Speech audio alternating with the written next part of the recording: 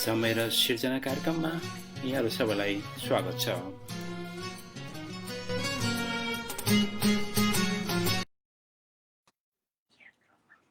समय र सिर्जनाको यो 26औं श्रृङ्खला साहित्यमय हुनेछ।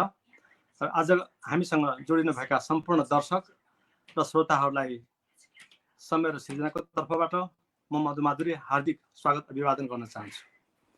आजको कार्यक्रमको संयोजक हुनुहुन्छ किशन सिंह धामी। किशन सिंह धामी नेपाली साहित्यका परिचित नाम हो र न्युयोर्कमा नेपाली साहित्यको प्रचार प्रसार र जगेर्ना गर्ने काममा उहाँको महत्त्वपूर्ण भूमिका छ। उहाँले आफ्नो छुट्टै पहिचान बनाउनु भएको छ र आजको हाम्रो यो समय र सिर्जनामा उहाँले विशेष आयाम थप्ने तयारी गरिरहनु भएको मैले खबर पाएको छु र म अत्यन्तै खुसी छु। र आजको कार्यक्रममा हामीले दामोदर प्रडासेनी किशोरजीलाई बोलाएका छौँ, श्री ओम श्रेष्ठ रोदनजीलाई बोलाएका छौँ र त्यस्तै डाक्टर लक्ष्मण प्रसाद गौतमजीलाई बोलाएका छौँ। उहाँहरू नेपाली साहित्यका लब्ध प्रतिष्ठित व्यक्तित्वहरू हुनुहुन्छ र फरक फरक विधामा कलम चलाएर उहाँहरूले आफ्नो व्यक्तित्व निर्माण गरिसक्नु भएको छ, स्थापित भइसक्नु भएको छ नेपाली साहित्यमा।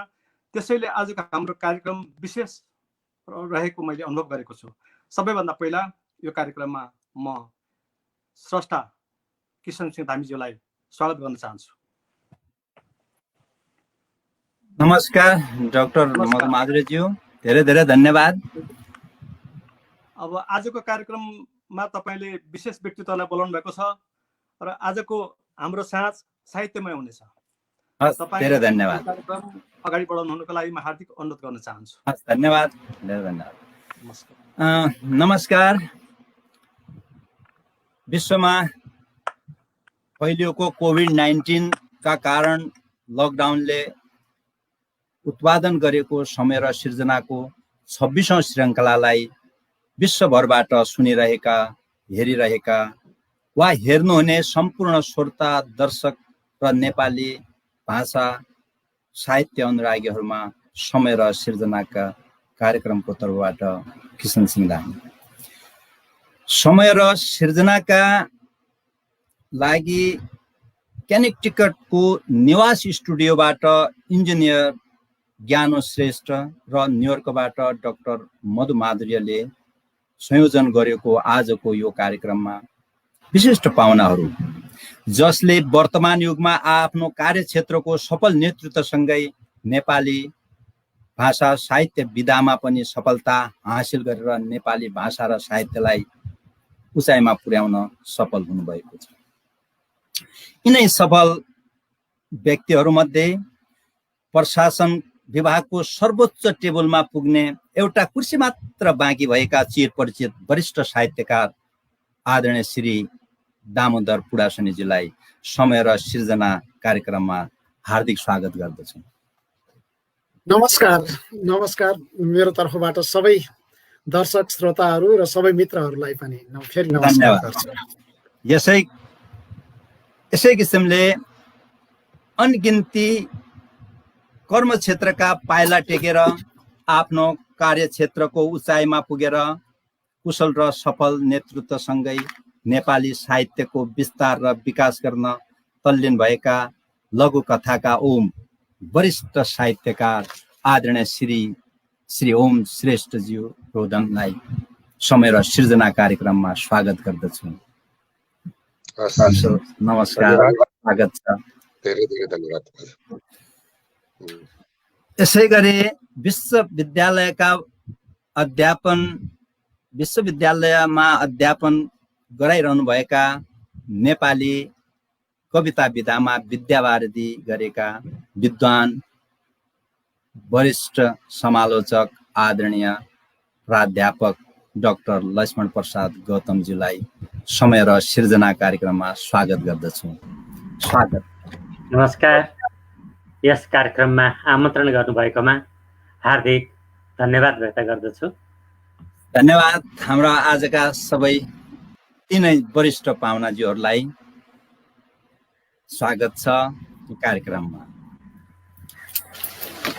नेपालको समयअनुसार अहिले काठमाडौँमा बुधबार बिहानको 7 बजेको छ दुबईमा 5-15, मलेसियामा 9-15, जापानमा 10-15, अस्ट्रेलियामा 11-15, अमेरिकाको क्यालिफोर्नियामा आज मङ्गलबार साँझ 6:15 गएको छ भने हामी बसेको न्युयोर्कमा अहिले बेलुकीको 9:15 गएको छ भन्ने जानकारी भाइ इन्जिनियर ज्ञान श्रेष्ठले नेवास स्टुडियोबाट प्राविधिक कक्षबाट जानकारी गराउनु भयो।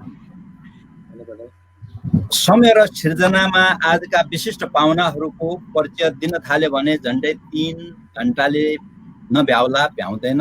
यो हाम्रो बिहानको समय अफिस छ, धेरै काम छ,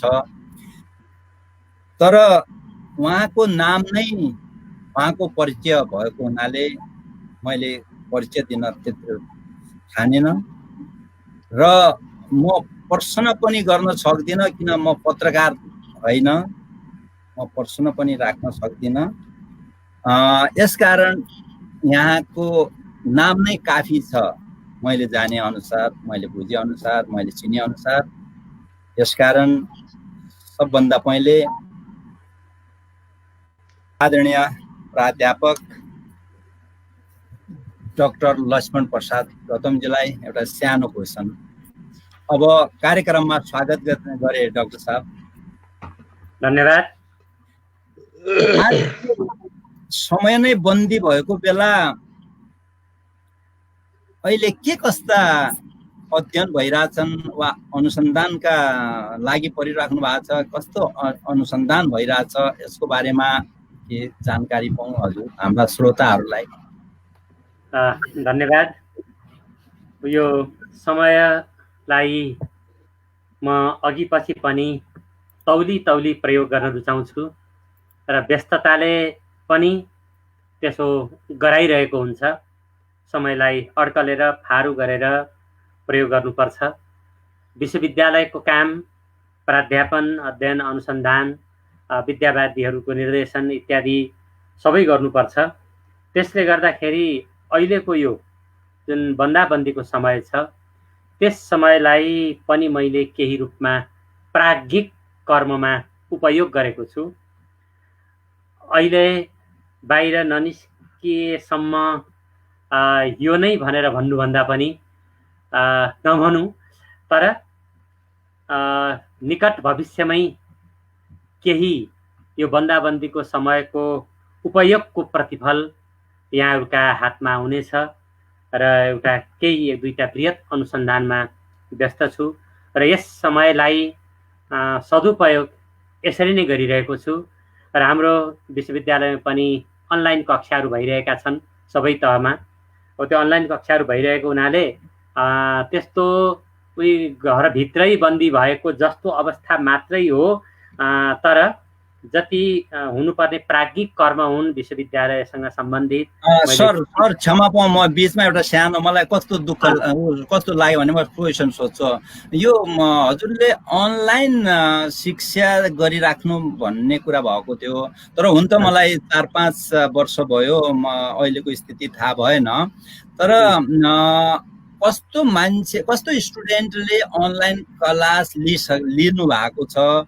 किनभने हामीले काठमाडौँलाई मात्र फोकस गरेको हो कि, वा दूरदराजका स्टुडेन्टहरू पनि आउँछन् कि, वा विश्वविद्यालय वरिपरिका मात्र आउँछन् कि, वा त्यो विश्वविद्यालय त सायद प्राइमरी स्कुलसम्मको लागि क्लास दिएको होला कि तिनीहरूले सुलभ समयमा सुलभ शुल्कबाट के तिनीहरूले क्लास लिन सफल भएका छन् त? किनभने मलाई कहिले कहिले लाग्छ यो अमेरिका जस्तो ठाउँमा एउटा स्टुडेन्ट, अब त्यहाँ झन्डै 30-35 लाखको स्टुडेन्टमा प्रत्येक स्टुडेन्टले एउटा ल्यापटप पाएको हुन्छ, प्रत्येक स्टुडेन्टले ल्यापटप पाएको हुन्छ। अहिले त झन्डै मेरो सामनेमा देखेको त यो लकडाउनको अवस्थामा $300-400 उसको बच्चालाई पाएको छ अरे, के स्टुडेन्टको बच्चालाई पाएको छ।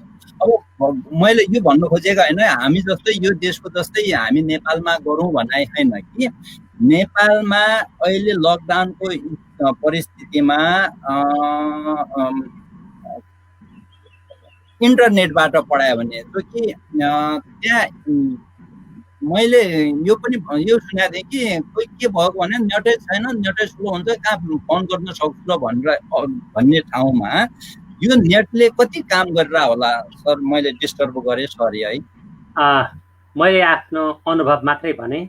अब यो नेपाल जस्तो ठाउँमा सम्पूर्ण क्षेत्रमा सरकारले भने पनि सम्भव छैन।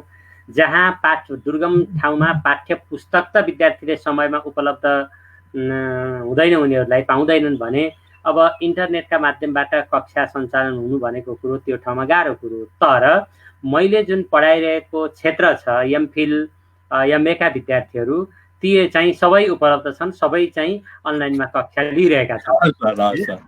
त्यो विश्वविद्यालयले पनि व्यवस्था गरेको छ, अनि विश्वविद्यालयले व्यवस्था गरेको हुनाले त्यहाँ चाहिँ त्यति अप्ठ्यारो छैन। धेरै धन्यवाद सर, मैले कक्षा लिएको विषयका हकमा। धन्यवाद सर, धन्यवाद सर। ओके, म अब शिरोम रोदन सरसँग जान्छु। हजुर, हुन त लकडाउनले विश्वलाई नै सुताइरहेको छ हैन, यसलाई असर पारेकै नै छ। तर आफ्नो हजुरको जिम्मेवारी र लेखनलाई लकडाउनले कति असर पारेको छ सर? मलाई अहिले खास गरी म साहित्यमा भन्दा पनि बढी पत्रकारितामा बढी जिम्मेवार छु। राष्ट्रिय दैनिक अब गोरखापत्रको विशेष जिम्मेवारी भएको कारणले गर्दा यो कोरोना लकडाउन केही कुराले पनि छोएन मलाई। यो आज हामी चैत्र 11 गतेदेखि हिजोसम्म पनि म एक दिन पनि कोरोनाको कारणले घर बस्न पाइनँ। झन् कस्तो भयो भने जतिखेर एकदमै कडासँग लकडाउनको स्थिति सिर्जना भएको थियो नेपालमा, त्यतिखेर 90 देखि 95% कर्मचारी पत्रकार साथीहरू आउनुहुन्थेन। तर अखबार हामीले गोरखापत्र निरन्तर रूपमा प्रकाशित गरिरहेको कारणले गर्दा हामी केही 3-4 जना मात्रै उपस्थित भएर त्यो पत्रिका निकाल्थ्यौँ। अधिकांश साथीहरूले घर घरबाटै गर्नुहुन्थ्यो। यो समयमा हिजोका प्रधान सम्पादकहरूले कति काम गर्नु पर्थ्यो थाहा छैन। तर यो कोरोनाको कारणले मैले एक किसिमले भन्ने हो भने राति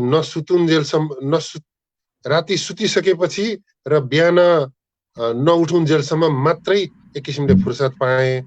अन्यथा म रातको 12 नबजिकन कहिले पनि सुत्न पाएको छैन। पेजहरू पृष्ठहरू फाइनल नगरिकन कहिले पनि सुत्दिनँ। र बिहान 6 बजेपछि क्रिया प्रतिक्रियाहरू, कमी कमजोरी अथवा प्रशंसा, यो भयो, यो भएन, यो छुट्यो, यो किन आएन भन्ने यस्ता टिप्पणीहरू नै पाउँछु। त्यसैले यो कोरोनाको कारणले मलाई त्यसै पनि म लगभग 11-12 घण्टा त अखबारमा समय दिने गर्थेँ नै। तर यसमा चाहिँ अझ बढी साथीहरूको सहभागिताको प्रत्यक्ष सहभागिता कम भएको कारणले गर्दाखेरि एक किसिमले कोरोनाले त मलाई त कुनै प्रभावै पारेन जस्तो लाग्छ। मेरो आफ्नो उसमा त मैले कहिले आराम भनेकै पाइनँ। एक दिन पनि मैले घरमा बस्न पाएको छैन। धेरै धेरै धन्यवाद। तर कहिले कहिले यो हामी यो दृश्य देखिन्थ्यो अनलाइनबाट कहीँ त्यो पत्रकारलाई यताउता समातेको, धकेलेको, जबरजस्ती गरिएको त्यो प्रशासनबाट त्यस्तो देखिएको थियो। त्यसमा त परिएन, जे भने साथीहरू हजुरका स्टाफहरू परिएन। यसमा गोरखापत्र 120 वर्षको इतिहास बोकेको पत्रिका हो। त्यो मात्र नभइकन हिजो सरकारी पत्रिका, सरकारको मुखपत्र भनेर एउटा पर्यायको रूपमा अगाडि बढेको थियो। म त्यहाँ मैले नेतृत्व सम्हालिसकेपछि यो सरकारको होइन राष्ट्रको हुनुपर्छ भन्ने मान्यताले अगाडि बढे र धेरैभन्दा धेरै महसुस पनि गराएँ पाठकलाई। त्यसले गर्दाखेरि कस्तो भने त्यसरी सडकमा उत्रिने किसिमको काम चाहिँ नि हामीबाट लगभग भएन र हुँदैन पनि। कम्तीमा गोरखापत्र संस्थानमा काम गर्ने पत्रकार कर्मचारीहरूको आफ्नो बाध्यता हुन्छ। त्यसले गर्दा पनि हामी राष्ट्रको प्रतिनिधित्व गर्छौँ। धेरै धेरै धन्यवाद। सडकमा आन्दोलनमा उत्रिँदैनौँ। धेरै धेरै धन्यवाद। हजुरले अझ सोचेको र मनले चाहेको जस्तो अझ सफलता पाइयोस्। धेरै धन्यवाद। अनि हामीसित अनि हाम्रो दामोदर सर, हजुर हजुरलाई अझ चाहिँ स्वागत गरेँ कार्यक्रममा। फेरि पनि म यहाँहरूप्रति आभारी व्यक्त गर्छु यो 26औं सिर्जना र समय र सिर्जना कार्यक्रममा जोडिने मौका दिनुभएको छ। त्यसको लागि तपाईँ प्रिय मित्र किसन धामी, डाक्टर मधु माधुर्य र डाक्टर अर्को हाम्रो गुणजी होइन, उहाँहरू तिनैजनाप्रति हजुर ज्ञानुजी प्रति र यो टिमप्रति नै म आभारी छु। धेरै धन्यवाद। हजुरलाई अब कोरोना लकडाउनमा आफ्नो जुन कुशल प्रशासन थियो त्यो प्रशासनसँगै लेखनको कुन विधातिर हात हाल्नु भएको छ त? यहाँ त धेरै धेरै लेखिरहने व्यक्ति भएको हुनाले कसरी लेखिराख्नु भएको छ र कुन विधामा यो लकडाउनमा कुन विधालाई हात राख्नु भएको छ हजुरले?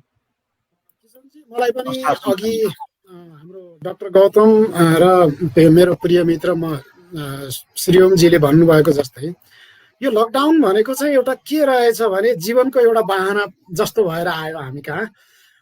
लकडाउन हुँदैमा जीवन त चलि नै हाल्यो, अलिक फरक ढङ्गबाट चलेको हो।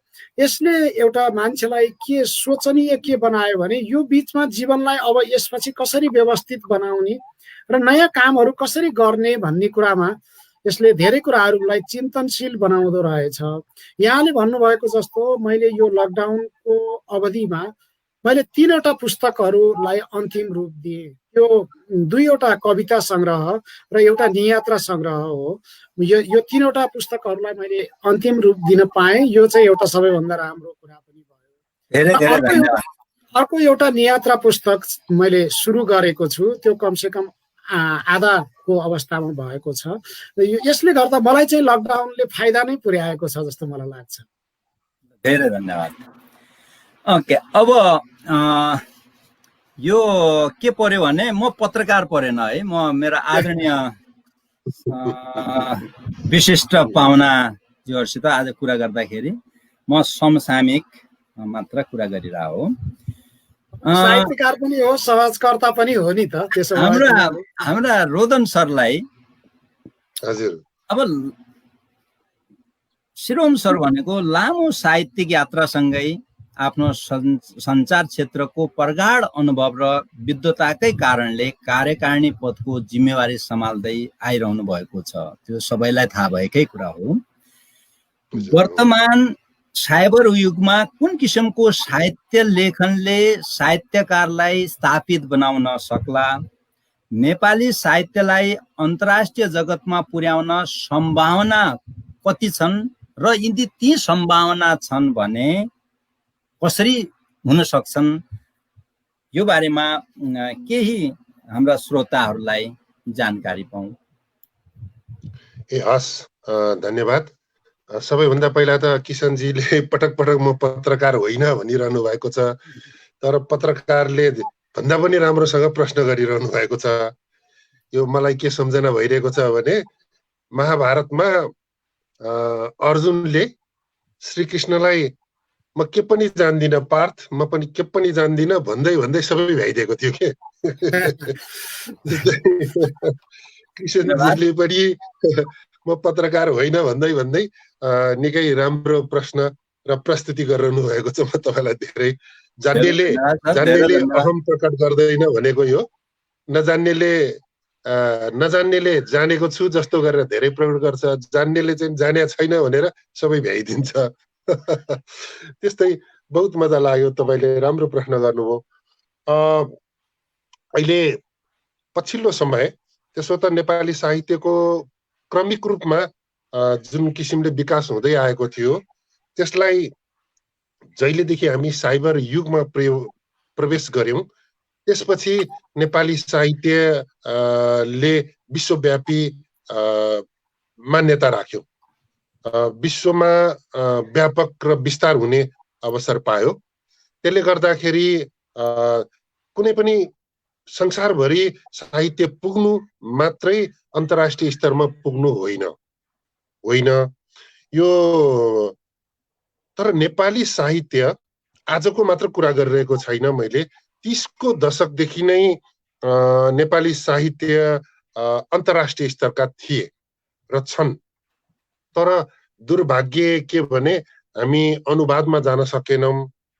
अनुवादमा नगइकन आफ्नै भाषामा सीमित भएको कारणले गर्दा एकदमै मणिमाणिक्यलाई पनि छोपेर राखेको जस्तो अवस्था थियो र अहिले पनि छ।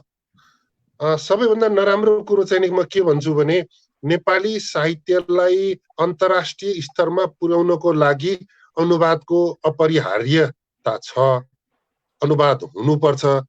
तर दुर्भाग्य के छ भन्नु होला भने अनुवाद नेपाली साहित्यको राम्रा कृति, राम्रा रचनाको अनुवाद नभइकन जोसँग पैसा छ, जोसँग अनुवादक हायर गर्न सक्छ, जसले प्रकाशन गर्न सक्छ र जसले बाहिर पठाउन सक्छ, त्यसका किताबहरू धेरैभन्दा धेरै अनुवाद भएका छन् र नेपाली विदेशी साहित्यकारहरूका बीचमा, विदेशी साहित्यको बीचमा अध्ययन हुँदा राम्रा कृति भन्दा नराम्रा कृतिहरूको अनुवादले गर्दाखेरि नेपाली साहित्यको स्तर कम भएको जस्तो देखिरहेको छ।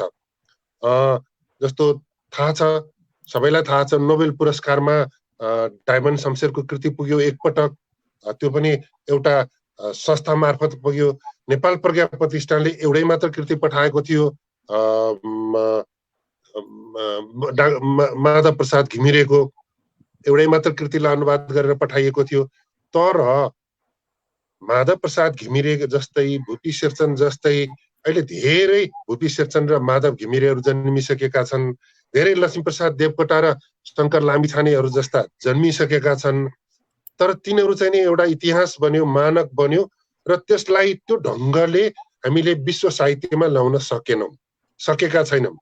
तर जसले कनिकुथी गरेर लेखेका छन्, जसलाई साहित्यकारको रूपमा परिचय गराउनु पर्छ, जसले रिटायर्ड भइसकेपछि के अरे रहरको रूपमा घोस्ट राइटर प्रयोग गरेर लेखिएका छ, त्यस्ताहरूले अङ्ग्रेजीमा अनुवाद गरिएको छ र विदेशतिर पठाइएको छ। यसलाई नियन्त्रण गर्न सकिएन भने यो साइबर युगमा नेपाली साहित्यको अवमूल्यन अझ बढी हुँदै जाने मैले देखेको छु। त्यसैले नेपाल प्रज्ञा प्रतिष्ठान र नेपाल प्रज्ञा प्रतिष्ठान जस्तै आधिकारिक साहित्यिक संस्थाहरूले यसको नियमन र अनुगमन गर्नुपर्छ। जस्तो पाए त्यस्तो किताबलाई अनुवाद गर्न पाउँछ, 10वटा भाषामा पनि अनुवाद गर्ला, तर त्यसलाई विश्व साहित्यमा पुर्याउँदाखेरि, अन्तर्राष्ट्रियकरण गर्दाखेरि त्यो एउटा वान वे ट्राफिक जस्तोको व्यवस्था गर्नुपर्छ। अन्यथा मैले भने 20 का दशकका स्रष्टाहरू, 30 का दशकका स्रष्टाहरू र अहिले पछिल्लो 40 को भन्दिनँ मैले, 50 पछिका युवा स्रष्टाहरूको सिर्जनालाई हामीले अन्तर्राष्ट्रिय बजारमा लाने हो भने मलाई लाग्छ कुनै पनि देशको सिर्जना भन्दा नेपाली सिर्जना कमजोर देख्दिन। यति हो कि हामी पुग्न सकेका छैनौँ, मलाई त्यस्तो लाग्छ। हैन, ठिक हजुरको जुन हो के चिजहरू के बटुलेको होला, मैले पनि करिब त्यो किसिमका छन् नै। त्यसको बारेमा हामी अझ आउँला, अझ पछि आउँदै गरौँला। अनि म डाक्टर साहब कहाँ एकछिन। अब डाक्टर साहबलाई पर्सनहरू त थुप्रै छन्, तर छोटो पर्सन छ। नेपालको परिवेशमा नेपालको प्रत्येक कालखण्डको राजनीतिक परिवर्तन भए हैन। अब नेपालको हाम्रो इतिहास 18 अथवा साहित्यको जल्दो बल्दो इतिहास भनौँ 16 देखि 18 देखि वा 20 देखि कहिलेदेखि नेपाली साहित्यलाई चाहिँ धेरै भन्यो कसैले प्रगतिशील, विचारशील, विचारधार, विचारवाद थुप्रै आए। त्यसपछि विगतमा जति जहाँ जसले लेखे तापनि अबको विश्व लकडाउन पछि लेखिने नेपाली साहित्यले के नयाँ आयाम देला वा त्यस्तै घुलमेलै होला वा अहिले रोदन सरले भनेको जस्तै होला हैन। र यदि त्यो परिवर्तन हुन्छ र हुने हो वा अर्को लेखिने हो भने कस्तो साहित्य लेख्नुपर्छ भन्ने एउटा सुझाव दिन सकिन्छ लकडाउन पछिको। किन यो त विश्व लकडाउनमा हो, विश्वले नै गरेको, हाम्रो नेपाललाई मात्र हो, राजनीति नेपाललाई मात्र परिवर्तन थियो, तर यो चाहिँ विश्वले भएको हुनाले नेपालीले कुन किसिमको लेख्नुपर्छ वा कस्तो आयाम आउला नयाँ काल्पनिक सर? धन्यवाद किशनजी, बडा गहिरो समसामयिक सन्दर्भको प्रश्न उठाउनु भयो। यो साहित्य सिर्जनामा के हुन्छ भने यहाँले धेरै कुरो जोड्नुभयो सुरुदेखि। एउटा कुरा राजनीतिक परिघटनामा जब राजनीतिक परिवर्तन हुन्छ देशमा, राजनीतिक परिवर्तन भइसकेपछि त्यो राजनीतिक परिवर्तनले अरू धेरै परिवर्तनहरू ल्याउँछ। राजनीतिक यसको प्रभावमा सामाजिक परिवर्तन हुन्छ, सांस्कृतिक क्षेत्रमा परिवर्तन हुन्छ, आर्थिक क्षेत्रमा परिवर्तन हुन्छ, धेरै त्यो परिवर्तनको प्रभाव परेको हुन्छ। नेपाली साहित्यले यहाँले हेर्नुभयो भने पनि 7 सालपछि पनि केही परिवर्तनका कुराहरू आएका छन्। अनि त्यसपछि 17 सालपछि, अनि त्यसपछि चाहिँ तपाईँको 36 साल, 46 साल हैन, अनि यो माओवादी युद्धपछि, अनि यो गणतान्त्रिक लोकतान्त्रिक आन्दोलन 62-63 पछि त्यहाँ हेर्नुभयो भने त्यो कालखण्डका रचनामा चाहिँ त्यतिखेरको समयको प्रवाहको चाहिँ सम्बोधन हुन्छ। त्यो किन हुन्छ त भन्दा, त्यो किन हुन्छ भने स्रष्टा जुन युग, जुन परिवेश, जुन समाज, जुन परिस्थितिमा ऊ बाँच्छ, उसले तिनै कुराहरू आफ्ना रचनामा अभिव्यक्त गर्ने हो। त्यसो भएको हुनाले तिनै कुराहरूमा अभिव्यक्त गर्छ। अब यो राजनीतिक सन्दर्भको कुरा भयो। राजनीतिक परिवर्तनको प्रभाव सिर्जनामा पर्छ। त्यो कहीँ प्रत्यक्ष रूपमा पर्ला, कहीँ अप्रत्यक्ष रूपमा पर्ला।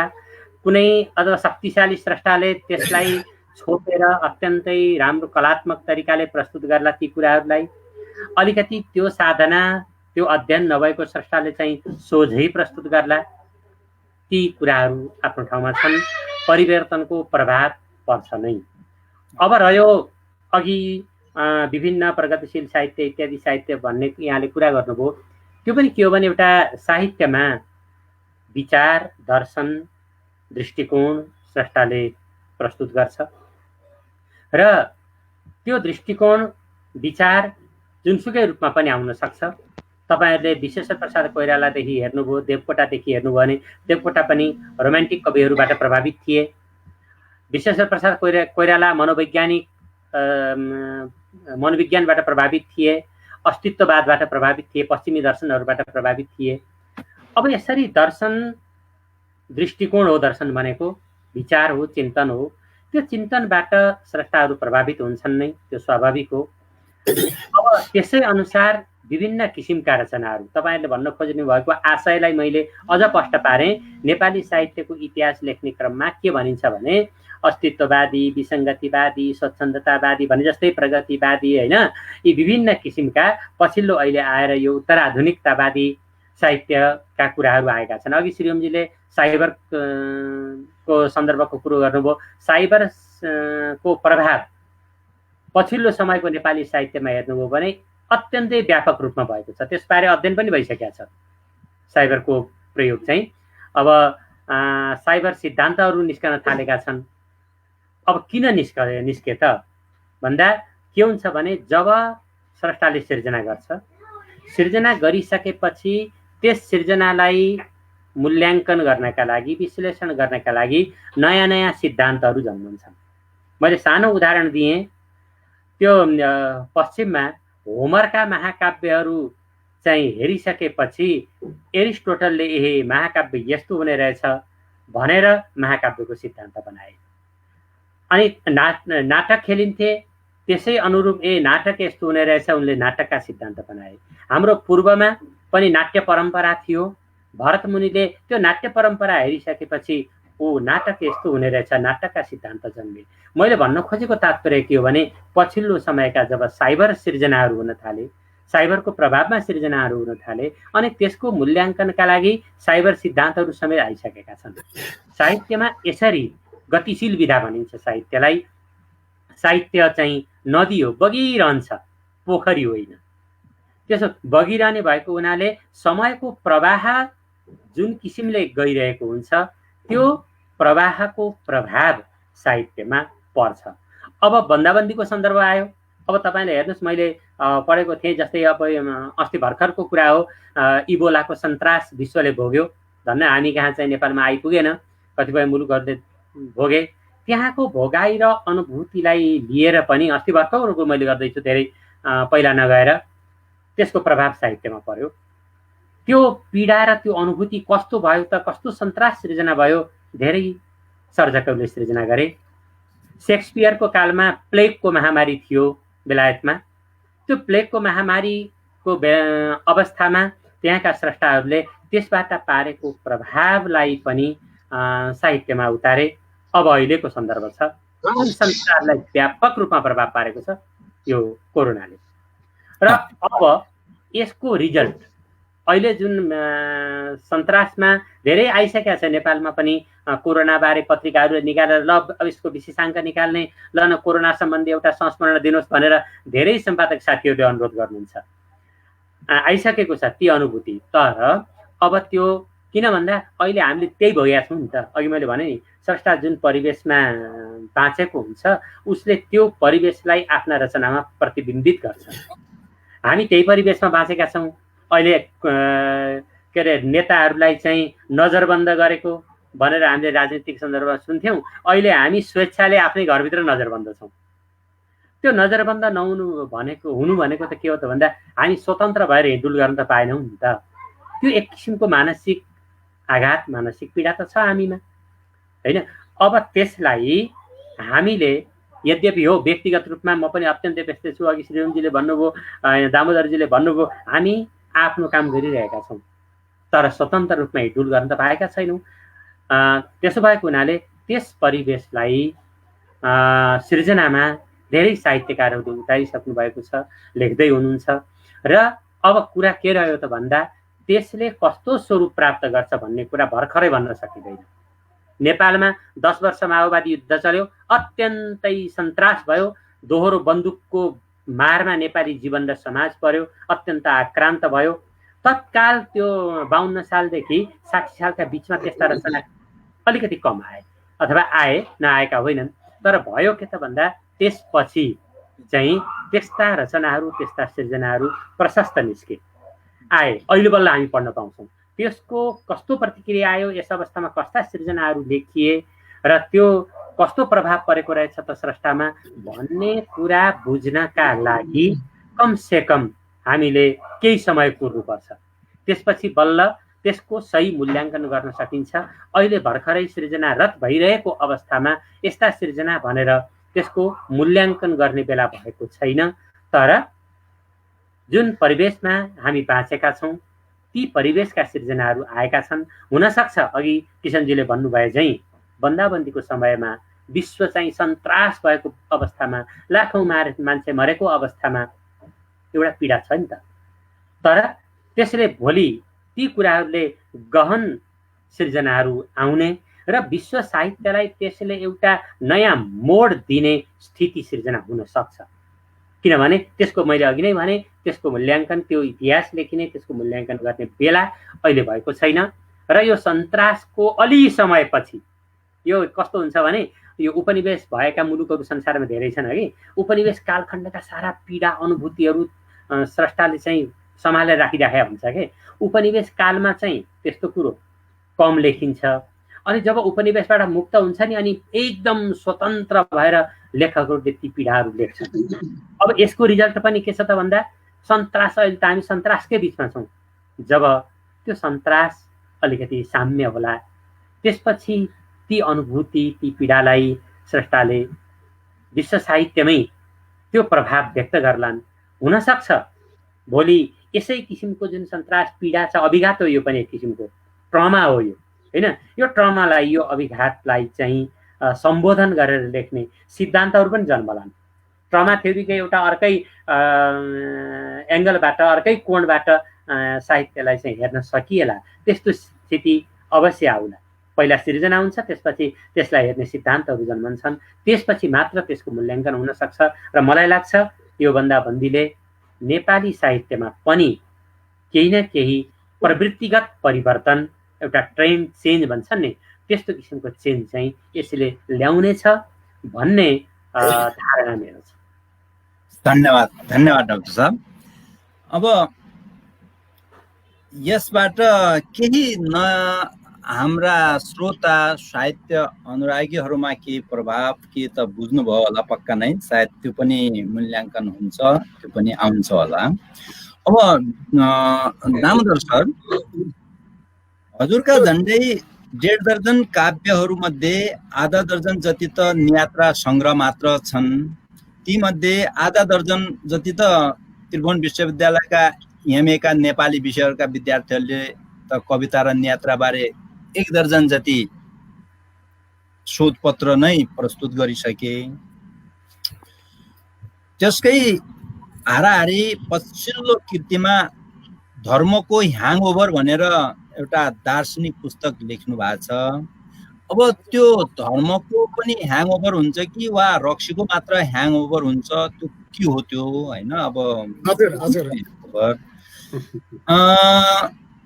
नेपाली साहित्यमा यात्रा सङ्ग्रह भनेर लेखिने एउटा विधा छ, यात्रा सङ्ग्रह भन्छन्। अर्को एउटा विधा नियात्रा सङ्ग्रह भन्ने छ। त्यो नियात्रा र यात्रा भनेको नेपाली साहित्यमा मात्र हुन् कि वा ती अलग अलग हुन् कि, वा हजुरले पनि यात्रा र नियात्रा लेख्नुहुन्छ कि अहिलेसम्म लेख्नु भएको छ कि? जस्तै 2 दर्जन जति लेखिसक्नु भएको छ हजुरले हैन? त्यो लेख्दाखेरि बिम्ब, शैली वा स्थान केलाई महत्त्व दिएर नियात्रा हुन्छ र केलाई नदिँदाखेरि यात्रा हुन्छ त्यो त्यहाँ लेख्दाखेरि? र अब विदेशी साहित्यका फाँटमा चाहिँ सायद यस नियात्रा भन्ने शब्द छ कि छैन, तर कहीँ कतै ट्राभल्स अकाउन्ट भन्ने हुन्छ, ट्राभल्स मेमर्स भन्ने त्यो किसिमले लेखेको हुन्छ, देखाएको छु मैले। देखाएको छु, पढ्न त पढेको छैन, देखाएको छु। तर नेपाली साहित्यमा नियात्रा र यात्रामा के फरक हो र के अन्तर हो, यसको बारेमा के हाम्रा दर्शकहरूलाई र मलाई के जानकारी पाउनु हजुर? धन्यवाद किशनजी। यसमा अब तपाईँको प्रश्नमा 2-3वटा प्रश्नहरूसँगै जोडिएर आए जस्तो मलाई लाग्यो। पहिलो कुरा त के हो भनेदेखि, पहिलो कुरा अब सुरुमा यहाँले मेरो एउटा कृति धर्मको ह्याङओभर बारेमा यो दर्शन कृति हो कि अरू के हो भन्ने विषयमा अलिकति प्रश्न गर्नुभएको छ। मलाई के लाग्छ भने यो अलिकति फरक विधा पनि हो। मैले यहाँले भन्नुभएको जस्तो म धेरै कविता नै लेख्ने, कविता विधामै लेख्दै गरेको एउटा विद्यार्थी हुँ र त्यसपछि मैले नियात्रामा अलि बढी जोड दिएर लेख्न थालेको हो। र यसै बिचमा मैले एउटा पुस्तक लेखेँ, धर्मको ह्याङओभर भन्ने। हामीलाई के भने नसामा चाहिँ ह्याङओभर हुन्छ, धेरै नसा खायो भनेदेखि, पियो भनेदेखि ह्याङओभर हुन्छ भन्ने सुनिआएको। तर त्यसै बिचमा मैले केही अध्ययनहरू गरेँ, अनुसन्धानहरू गरेँ। त्यो अध्ययन अनुसन्धान जस्तो अघि डाक्टर गौतम, मेरो प्रिय मित्र डाक्टर गौतमले पनि भन्नुभएको थियो, लेखकहरूले कुनै न कुनै दर्शनहरू, सिद्धान्तहरू, विचारहरू यी कुरालाई विचार गरेर पनि लेख्नुपर्छ। र दर्शन सिद्धान्त अलिकति उहाँको कुरामा मलाई के लाग्यो भने, जस्तो लेखकले कुनै दर्शन सिद्धान्तको पछि लागेर मात्रै लेख्नु पनि पर्ने छैन, लेखकले लेखेको कुरा नै पछि गएर दर्शन सिद्धान्त हुन्छ भन्ने उहाँको भनाइसित म एकदमै सहमत पनि छु। र एउटा लेखक भनेको बाटो देखाउने स्रष्टा पनि भएको हुनाले उसले फरक ढङ्गले, फरक विचारले पनि लेख्नुपर्छ भन्ने मान्यता मेरो पनि छ। र यसै सिलसिलामा मैले धर्मको ह्याङओभर भन्ने मेरो एउटा कृति मैले लेखेँ। त्यो लेख्नुको मुख्य ध्येय के थियो भने, यो सारा संसार अथवा यो सारा जगत कसरी सञ्चालन भइरहेको छ, सारा समाजको विकास कसरी भयो र अहिलेसम्म कसरी विकास भइरहेको छ, र अब के हुनुपर्छ भन्ने मान्यताको खोजी गरेर मैले केही साहित्यहरू, धार्मिक साहित्यहरू, धर्मको बारेमा लेखिएका साहित्यहरू, यावत साहित्यहरू मैले भेटेसम्म अध्ययन गरेपछि मैले एउटा के निष्कर्षमा पुगेँ भने, यो सारा समाज धर्मको नाममा अधर्मको कामहरू धेरै भइरहेको छ। धर्मको नाममा नभइकन मान्छेले धर्म भनेको त एउटा स्वभाव हो, एउटा प्रवृत्ति हो, एउटा पानीको स्वभाव बग्ने हो, घामको स्वभाव उज्यालो दिने, ताप दिने हो, त्यो एकदम ठिक छ। तर त्यसमा कर्मकाण्डहरू जोडिएपछि समाजमा धेरै विकृतिहरू, विसङ्गति आयो। त्यसमा बाबाहरू, माताहरू आएर अरू धेरै विकृति, विसङ्गतिहरू फैलाए। यी कुराहरूलाई लिएर धर्म पनि एउटा लागु पदार्थ जस्तो हुन गयो। जन्मदै मान्छे जातीय आधारमा विभेद हुने, जन्मिँदै लिङ्गीय आधारमा विभेद हुने यावत कुराहरू आयो र मान्छेलाई शोषण गर्ने एउटा मुख्य माध्यम धर्मले नै ल्यायो, कर्मकाण्डले ल्यायो भन्ने परिवेशलाई एउटा विशद रूपमा व्याख्या गरेर प्रमाणसहित लेखिएको एउटा कृति हो। यो अलिकति विवादास्पद कृति पनि हो, तर के भने दर्शन फिलोसफीको हिसाबले एउटा अबको साहित्यकारहरूले खालि सधैँ महाभारतमा यसो भनिएको थियो भन्ने बिम्बहरू, प्रतीकहरू, मिथकहरू मात्रै ल्याएर पुग्दैन। ती बिम्बहरू, प्रतीकहरूले सधैँ साहित्यलाई बाटो पनि दिँदैन। हामीले फरक ढङ्गबाट सोच्नुपर्छ। जीवनको शैलीहरूलाई अब कसरी नयाँ परिमार्जित ढङ्गले नयाँ रूपमा ल्याउनु पर्छ भन्ने हिसाबले मैले त्यो कृति लेखेको हुँ र त्यो अगाडि बढेको छ। म अर्को प्रश्नको उत्तरमा जान्छु, जुन यहाँले अलिकति नियात्रा सम्बन्धी प्रश्नको कुरा गर्नुभएको थियो। त्यसमा अलिकति चर्चा पनि गर्नु जरुरी हुन्छ जस्तो मलाई लाग्छ। अहिले यतिखेर बजारमा यात्रा संस्मरण, यात्रा साहित्य, यात्रा वर्णन, नियात्रा यस्ता नामहरूले कृतिहरू अथवा रचनाहरू प्रकाशित प्रसारित हुने असाध्यै धेरै चलन आएको छ। त्यसो त के भनेदेखि एउटा सर्वेक्षणले के भन्छ भने विश्वमा सबैभन्दा धेरै पढिने विधा नियात्रा नै हो। किन भन्दाखेरि मान्छेहरू लेखकसँगै पुगेको अनुभूति गर्छ, लेखकको अनुभूतिसँग उसले आफ्ना अनुभूतिहरू पनि मिसाउँछ र त्यसको तुलना गरेर उसले त्यसको एउटा रसपान गर्छ। त्यो हिसाबले नियात्रा धेरैभन्दा धेरै मान्छेहरूले पढिन्छ भन्ने कुरा हो। जस्तो यहाँले भन्नुभएको जस्तो अब नियात्रा भन्ने शब्द त नेपालमा मात्रै प्रयोग भएको शब्द हो। बालकृष्ण पोखरेलले तारानाथ शर्माको बेलायततिर बरालिँदा भन्ने कृतिको भूमिका लेख्दाखेरि यी नियात्राहरू बारे भनेर 2026 सालमा लेख्नु भएपछि नियात्रा शब्दको उत्पत्ति त्यहाँबाट गराइयो, प्रयोग भयो भन्नु पर्यो। र यहाँले भन्नुभएको जस्तो विश्वका अहिले विभिन्न मुलुकहरूमा, विभिन्न ठाउँहरूमा ट्राभलग भनेर लेखिएको छ, ट्राभल एकाउन्ट भनेर लेखिएको छ, मेमोयर भनेर लेखिएको छ, यसरी अथवा ट्राभलग भनेर पनि लेखिने गरेको छ। र हिन्दी साहित्यमा हेर्दाखेरि पनि यात्रा वर्णन, यसरी यात्रा विवरण, यात्रा वृत्तान्त यस्तो किसिमका कुराहरू हिन्दी साहित्यमा पनि लेख्ने गरिएको छ। र अलिकति मलाई के लाग्छ भने अलिकति हाम्रोमा अब यात्रा साहित्य लेख्नु अथवा यात्रा वर्णन लेख्नु र नियात्रा लेख्नु चाहिँ अलिक फरक कुरा पनि हो जस्तो मलाई लाग्छ। यात्रा वर्णन भनेको जस्तो ट्राभल एकाउन्टसित, ट्राभलको डिस्क्रिप्सनसित, ट्राभल स्टेटमेन्टसित बढी नजिक होला। त्यसले एउटा दैनिकीसित, यात्राको विवरणसित प्रस्तुत गर्नलाई नजिक राख्ला। तर नियात्रा भनिसकेपछि मलाई के लाग्छ भनेदेखि एउटा कुरो त अघि यहाँले भन्नुभएको जस्तो यात्रा वर्णन अथवा नियात्रा हुने बित्तिकै कोठाभित्र मात्रै बसेर लेखेर हुने कुरा होइन। अलिकति गतिशीलताका कुराहरू हुन्छन् त्यसमा।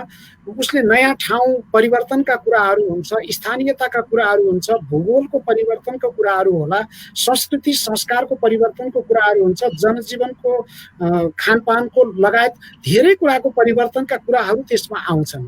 र त्यसभन्दा बाहेक नियात्रामा सबैभन्दा हुनुपर्ने तत्त्व चाहिँ के भने अनुभूतिजन्य कुराहरू नै सबैभन्दा महत्त्वपूर्ण कुरा हो। मैले यात्रा गरेँ भनेर यात्राको बिहानदेखि बेलुकासम्मको वर्णन मात्रै लेखेर नियात्रा हुन्छ जस्तो मलाई लाग्दैन।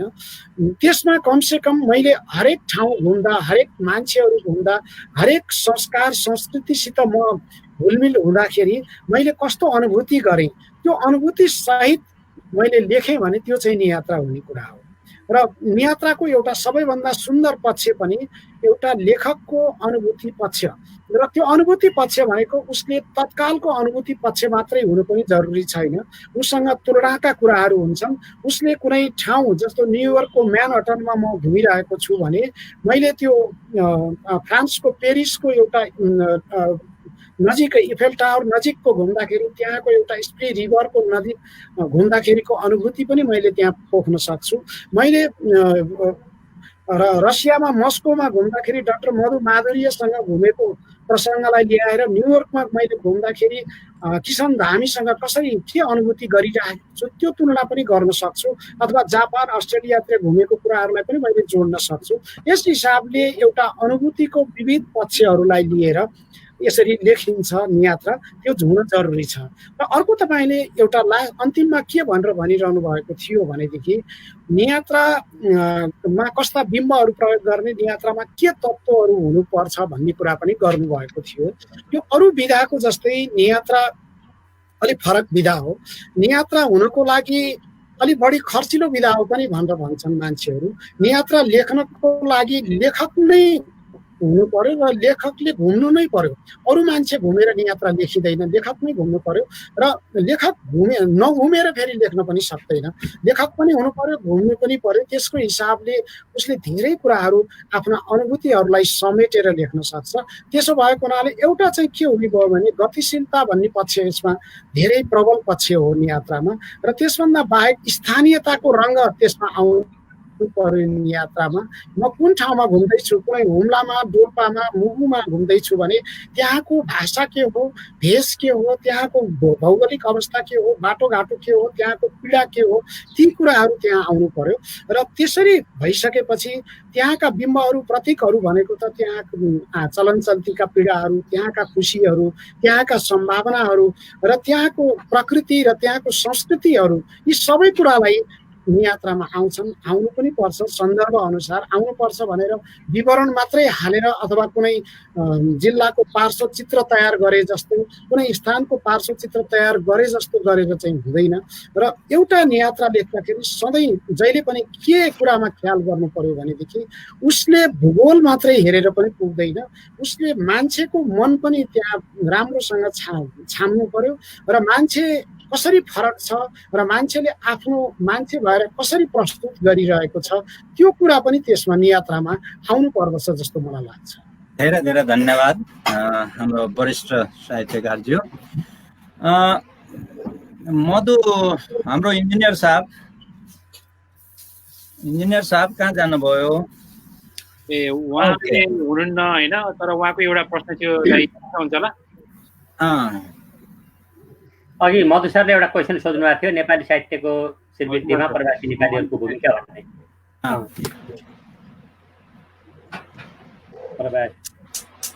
उहाँले के लेख्नु भएको छ भन्दाखेरि नेपाली साहित्यको श्रीवृद्धिमा प्रवासी नेपालीहरूको भूमिकाबारे यहाँहरूको कस्तो धारणा छ? आफ्नो आफ्नो पोइन्ट अफ भ्यूले चाहिँ अब दुईलाई राम्रो लाग्यो। तर यसलाई चाहिँ छोटोमा बनाऊ, किन हामी नेपाली साहित्यकारहरूको यो एउटै मात्र वेदना छ, यो हर कसैको लागि एउटै वेदना छ, आन्सर पनि त्यो एउटै मात्र आउने गर्छ। त्यसैले छोटो छोटो आफ्ना भ्यू मात्र गरौँ, जो कि एउटा त्यहाँ पनि भ्यू एउटै आउँछन् लगभग, किनकि योभन्दा अरू के उपाय छैन कि नेपाली साहित्यमा।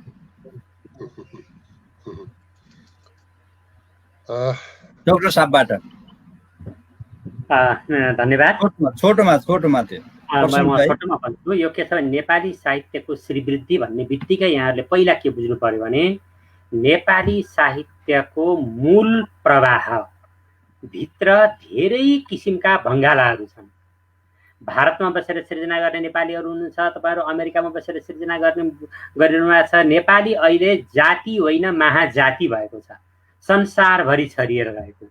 त्यो संसारभरि छरिएर रहेको नेपाली साहित्य कस्तो छ त भन्दा संसारभरिका नदी नालाहरू सम्पूर्ण गएर मिसिन्छन् समुद्रमा। नेपाली साहित्यको मूल प्रवाह मेन स्ट्रिम भनेको समुद्र हो। त्यो समुद्रमा विभिन्न किसिमबाट ती भङ्गालाहरू गएर मिसिन्छन्। अब त्यस्तै तपाईँहरू जुन प्रवासी नेपालीहरू हुनुहुन्छ, तपाईँहरू पनि के हो त भन्दा ती विभिन्न भङ्गालाहरू मध्ये प्रवासी नेपाली स्रष्टाहरू पनि एउटा भङ्गालाको समूह हो। र अब त्यो भूमिका के हुन सक्छ त भन्दा श्रीवृद्धिमा भूमिका भनेको पहिला कुरा प्रशस्त सिर्जना गरौँ। क्वान्टिटी धेरै छ अहिलेको साहित्यमा, मात्रा धेरै छ, परिमाण धेरै छ। त्यो प्रसङ्गमा जाउँला। अब नेपाली डिस्टेन्स छ, त्यसलाई दूरी कम गरौँ र स्तरीय सिर्जनाका माध्यमबाट चिनियौँ, त्यो जीवन्त बन्छ। अब समग्र भूमिका त्यो रहन्छ, मेन स्ट्रिमको भूमिका त छँदैछ। धन्यवाद। अनि शिरोम सर। हजुर, मलाई चाहिँ के लाग्छ भने नेपाली साहित्यको श्रीवृद्धिका लागि संसारका जुनसुकै मुलुकबाट, जुनसुकै स्थानबाट जुनसुकै कुरो साहित्यका जुनसुकै कुरा लेखिएका छन् भने पनि त्यसले महत्त्व राख्दछ। सिर्जनाको देश पनि हुँदैन विदेश पनि हुँदैन भन्छु म। यो यसरी किता समालोचनाका लागि किता काट गर्नु पर्ला भिन्दै कुरो। नेपाली साहित्यलाई लैनसिंह बाङदेलको कृतिले कति धनी बनाएको छ। उहाँ त सुरुमा प्रवासी नै हुनुहुन्थ्यो। अथवा हजुर नेपाल भन्दा बाहिर बसेर लेखेका रचनाहरूले पनि नेपाली साहित्यलाई समृद्ध बनाएको छ। त्यसैले म त के भन्छु भने जुनसुकै ठाउँमा लेखिएको भए तापनि त्यो समग्रमा नेपाली साहित्यको उन्नयन हुनेछ। लेख्दै गएपछि किता काट गर्नु हुँदैन। यो फ्रान्स, यो जर्मनी, यो अमेरिका, यो नेपाली साहित्य मात्र भन्नुपर्छ भन्ने लाग्छ। भूगोललाई आधार बनाउनु हुँदैन कि, मलाई त्यस्तो लाग्छ। अनि दामोदर सर? हजुर धन्यवाद। मलाई पनि मैले अब दुईजना मित्रहरूले त यसबारेमा धेरै भनिसक्नु भएको छ। म अलिकति के जोड्न चाहन्छु भने यतिखेर नेपालमा मात्रै सीमित छैन। सबैभन्दा पहिलो कुरा त नेपाल लिएर विश्वभरि नेपालीहरू फैलिनु भएको छ र साहित्य सिर्जनाको कुरा गर्दाखेरि जसले नेपालभन्दा बाहिर मुलुकमा रहेर साहित्य सिर्जना गरिरहनु भएको छ उहाँहरूले दुईवटा कुरालाई ध्यान दिएर सिर्जना गरिरहनु भएको छ जस्तो मलाई लाग्छ। एउटा सँगै नेपाल लिएर जानुभएको छ, नेपालका पीडाहरू लिएर जानुभएको छ, उहाँको नोस्टाल्जिया बोकेर जानुभएको छ, उहाँका बाबुआमा दाजुभाइ दिदीबहिनी समाजको पीडाहरू पनि बोकेर जानुभएको छ। अर्कोतिर विदेशमा बस्दाका पीडाहरू, विदेशमा बस्दाका खुसीहरू, विदेशका सम्भावनाहरू र विदेशका एकदम समृद्धशाली चिजहरूको उपयोग पनि गरिरहनु भएको छ। त्यस हिसाबले जो नेपालभन्दा बाहिर रहेर सिर्जना गरिरहनु भएको छ उहाँहरूको साहित्यमा धेरै कुरा समृद्धशाली कुराहरू आएको छ। जस्तो म एउटा उदाहरण मात्रै दिँदाखेरि हिजो किशन सिंह धामी र व्याकुल पाठकले एउटा न्युयोर्कका कवि र कविता भनेर 1 वर्ष अगाडि तयार गर्नुभयो। त्यो एउटा कविता कृति पढ्दाखेरि पनि त्यसमा धेरै कुराहरू, हुन त त्यो न्युयोर्क र त्यसभित्र रहेका कविहरूका कविताहरू उहाँले समेट्नु भएको हो। त्यसलाई पनि एउटा प्रतीकको रूपमा, बिम्बको रूपमा लिएर एउटा नेपाल बाहिर रहेर सिर्जना गर्ने साहित्यकारहरूको अवस्था त्यहाँ अध्ययन गर्न सकिन्छ। जसरी अहिले पनि म भन्छु विश्वका धेरै मुलुकहरूमा बसेर नेपालीहरूले नेपालभित्र बस्ने भन्दा धेरै उच्च स्तरको साहित्यहरू सिर्जना गरिरहनु भएको छ। जस्तो भनौँ न, डाक्टर माधुर्य धेरै समय रस्तामा बस्नुभयो, खाडीतिर पनि बस्नुभयो, उहाँले धेरै सिर्जना गर्नुभयो। कृष्ण प्रकाश श्रेष्ठ दाई अहिले पनि रस्तामा बसिरहनु भएको छ, उहाँले धेरै अनुवादहरू, धेरै अध्ययनहरू, धेरै सिर्जनाहरू लेखिरहनु भएको छ, धेरै राम्रो गर्नुभएको छ। तपाईहरु अमेरिकामा बसेर पनि किशन धामी होस् अथवा पदम विश्वकर्मा होस् अथवा गीता खत्री होस् अथवा शकुन ग्यावाली होस् अथवा नदिया लिवाङ होस् अथवा पद्मा लिङ्खा मगर होस् अथवा मणि बाङदेल राई होस्, मैले धेरै नामहरू अझै छुट्छ किनभने यो लामो लहर मैले भनिरहन जरुरी पनि छैन, मेरो धेरै साथीहरूसित सम्पर्क पनि छ। अमेरिकाको विभिन्न भागमा बसेर गोवर्धन पूजादेखि लिएर राजन कुरासेनीदेखि लिएर उहाँहरूले पनि धेरै कामहरू गर्नुभएको छ, विभिन्न राज्यहरूमा बसेर काम गर्नु। र त्यसभन्दा बाहिर हेर्दाखेरि युरोपका धेरै मुलुकहरू, जर्मनीमा, फ्रान्समा बसेर, यतापट्टि इजरायलतिर बसेर, उतापट्टि जापानमा बसेर, अस्ट्रेलियामा बसेर पनि धेरै साथीहरूले धेरै राम्रो कामहरू गर्नुभएको छ। जस्तो अस्ट्रेलियाकै कुरा गर्ने हो भने गणेश घिमिरेहरू, भीमसेन सापकोटाहरू हुनुहुन्छ, यता जापानपट्टि प्रकाश पौडेल माइलाहरू हुनुहुन्छ, लगायत भनौँ न ताइवानदेखि हङकङदेखि लिएर यतापट्टि खाडीका मुलुकहरूमा बसेर असङ्ख्य साथीहरूले धेरै कुराहरू लेखिरहनु भएको छ। यसले एउटा नेपाली साहित्यमा सबैभन्दा राम्रो पक्ष के भएको छ भने हिजो हामी नेपालभित्र मात्रै बसेर साहित्य सिर्जना गर्थ्यौँ, हाम्रा बिम्बहरू, प्रतीकहरू खालि हामीभित्र रहेका संस्कार, हामीभित्र रहेको संस्कृति, हाम्रा पीडाहरू, त्यो सबै कुरो नेपालभित्रको मात्रै हुन्थ्यो भने अहिले विश्वका विभिन्न भागहरूमा नेपालीहरू पुगे, उनीहरूले हाम्रा आफ्ना मनहरू लिएर गए र हाम्रो मन र त्यहाँको मनसँगको अन्तर सम्बन्धबाट नयाँ सिर्जना उनीहरूले गरे। यसले गर्दाखेरि नेपालभित्र बसेर पढ्ने नेपाली साहित्यको लागि पनि एउटा अथाह भण्डार अब थुप्रिने स्थिति छ। यसले एउटा राम्रो परिवेश र राम्रो परिस्थिति सिर्जना गरेको छ।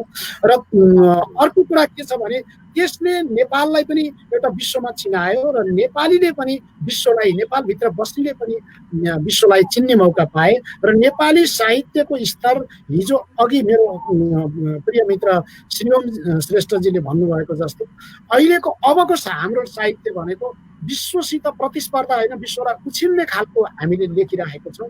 लेख्ने स्थिति छ। विश्वका विभिन्न भागहरूमा बसेर साथीहरूले लेख्नु भएको छ। यो एउटा ज्वलन्त उदाहरण हो जस्तो मलाई लाग्छ। हस्, धेरै धेरै धन्यवाद हाम्रो नेपाली साहित्यको श्रीवृद्धिका लागि यहाँ वरिष्ठ साहित्यकारज्यूका आफ्ना भावना, आफ्ना विचारहरू राख्नुभयो। यो समय र सिर्जना कार्यक्रम कुनै नेपाली टेलिभिजन वा अरू टेलिभिजनबाट समय खरिद गरेर ल्याएको होइन। हामीले केवल वरिष्ठ साहित्यकारज्यूहरूका विचारहरू आम साहित्य प्रेमीहरू माझ पुगाउन् भनेर हो यसलाई राखेको। अहिले हामीलाई विश्वभरबाट भर्खर हेरिराख्नुभएका जहाँ जुन ठाउँमा हुनुहुन्छ, मैले धेरै देखेँ, जापानबाट छन्, अस्ट्रेलियाबाट छन्, दुबईबाट छन्, नेपालबाट र अमेरिकाबाट थुप्रै छन्।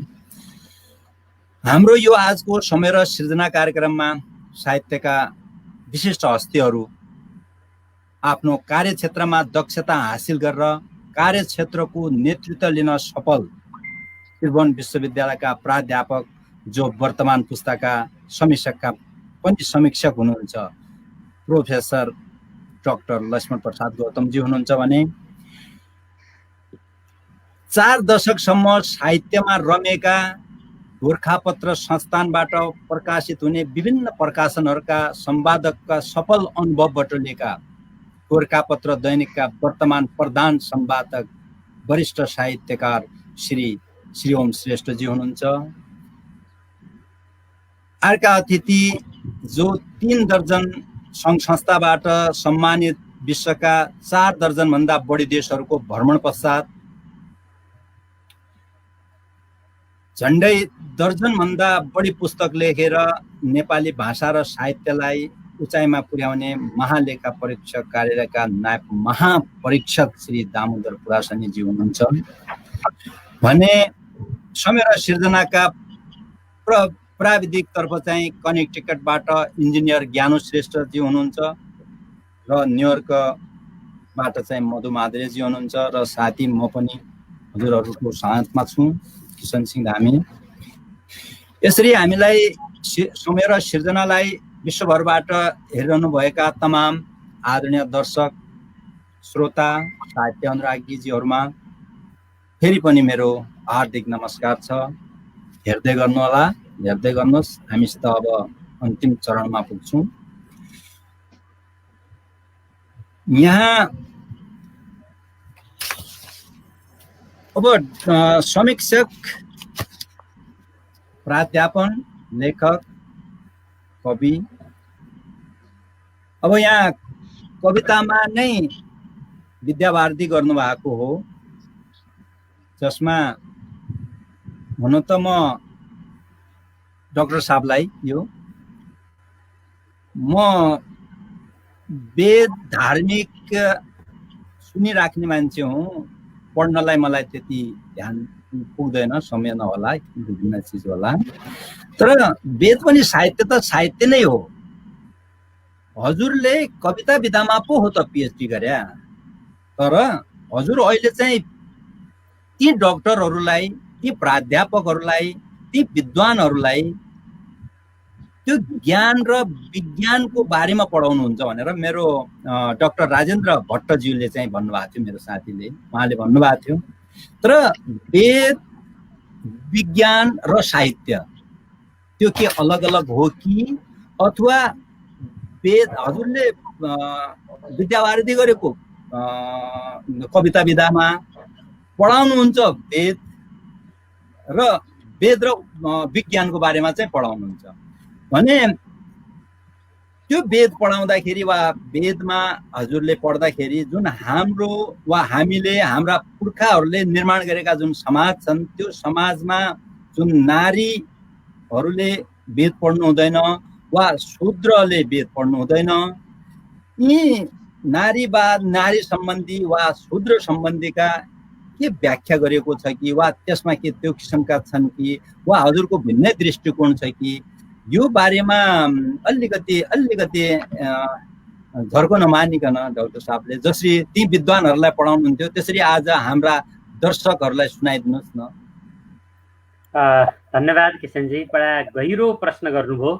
यति व्यापक प्रश्न गर्नुभयो कि यसमा मैले लगातार 3 घण्टा तपाईँलाई भने पनि पुग्दैन। धेरै कुराहरू छन्। मेरो पढाउने सन्दर्भको कुरो गर्नुभयो, कविता महाविद्यावारिधीको कुरो पनि यहाँले उठाउनुभयो। म पाश्चात्य समालोचना पनि पढाउँछु विश्वविद्यालयमा, मेरो पढाउने विषय त्यो हो। तर मैले वेदको अघि सन्दर्भ उठाउनुभयो। डक्टर, इन्जिनियरहरू, आइटी इन्जिनियरहरू, रिटायर सचिवहरू, जुन हाई प्रोफाइलका व्यक्तित्वहरू हुनुहुन्छ, उहाँहरूलाई वेद सम्बन्धी म अध्यापन गर्छु।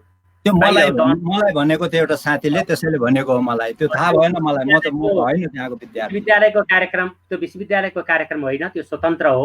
एउटा पूर्वीय वाङ्मय प्रतिष्ठान भन्ने संस्थाले सञ्चालन गरेको। त्यहाँ डक्टर, इन्जिनियरहरू, आइटी इन्जिनियरहरू, एकदम त्यस्ता व्यक्तित्वहरू जो भाषा साहित्यबाट फरक विधाको हुनुहुन्छ, उहाँहरूले पढ्नुहुन्छ, डक्टरहरूलाई, मेडिकल डक्टरहरू पनि।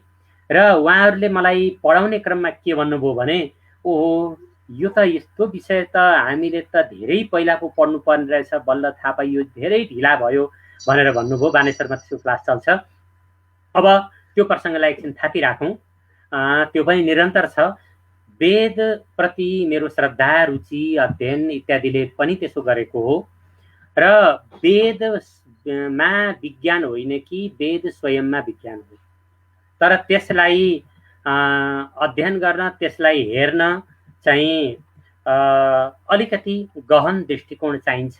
सामान्य अर्थमा, सामान्य रूपले हेरेर त्यसलाई बुझ्न सकिँदैन।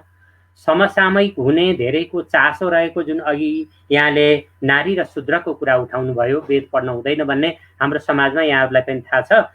नारी र शूद्रले चाहिँ वेद पढ्नु हुँदैन भनेर त्यस्तो एक किसिमको समाजमा त्यस्तो चल्यो। तर वेदले कहीँ पनि त्यसो गर्दैन। वेदले कहीँ पनि भिन्नता राखेको छैन। म तपाईँलाई मन्त्र नै कण्ठ छ, म एउटा मन्त्र भन्छु। यो एउटा मन्त्र छ, जेथे माम वाचं कल्याणी मा वदानी जनेभ्यः ब्रह्मराजन्या व्याग्मसूत्राय चार्जाय स्वाय चारणाय च भन्ने। अब सबैले संस्कृत बुझ्नुहुन्न, मैले मन्त्रै कण्ठ भएको हुनाले भने। यो मन्त्रले के भन्छ भने, यो वेदका मन्त्रहरू छन्, यसमा सबै कल्याणकारी भावनाहरू छन्, सबै कल्याणकारी कुराहरू छन्। यस्ता कल्याणकारी वचन म ब्राह्मण, क्षत्रिय, वैश्य, शूद्र, चारमनका दासदेखि लिएर नारी सबैलाई आवदानी म भन्छु भन्छ के।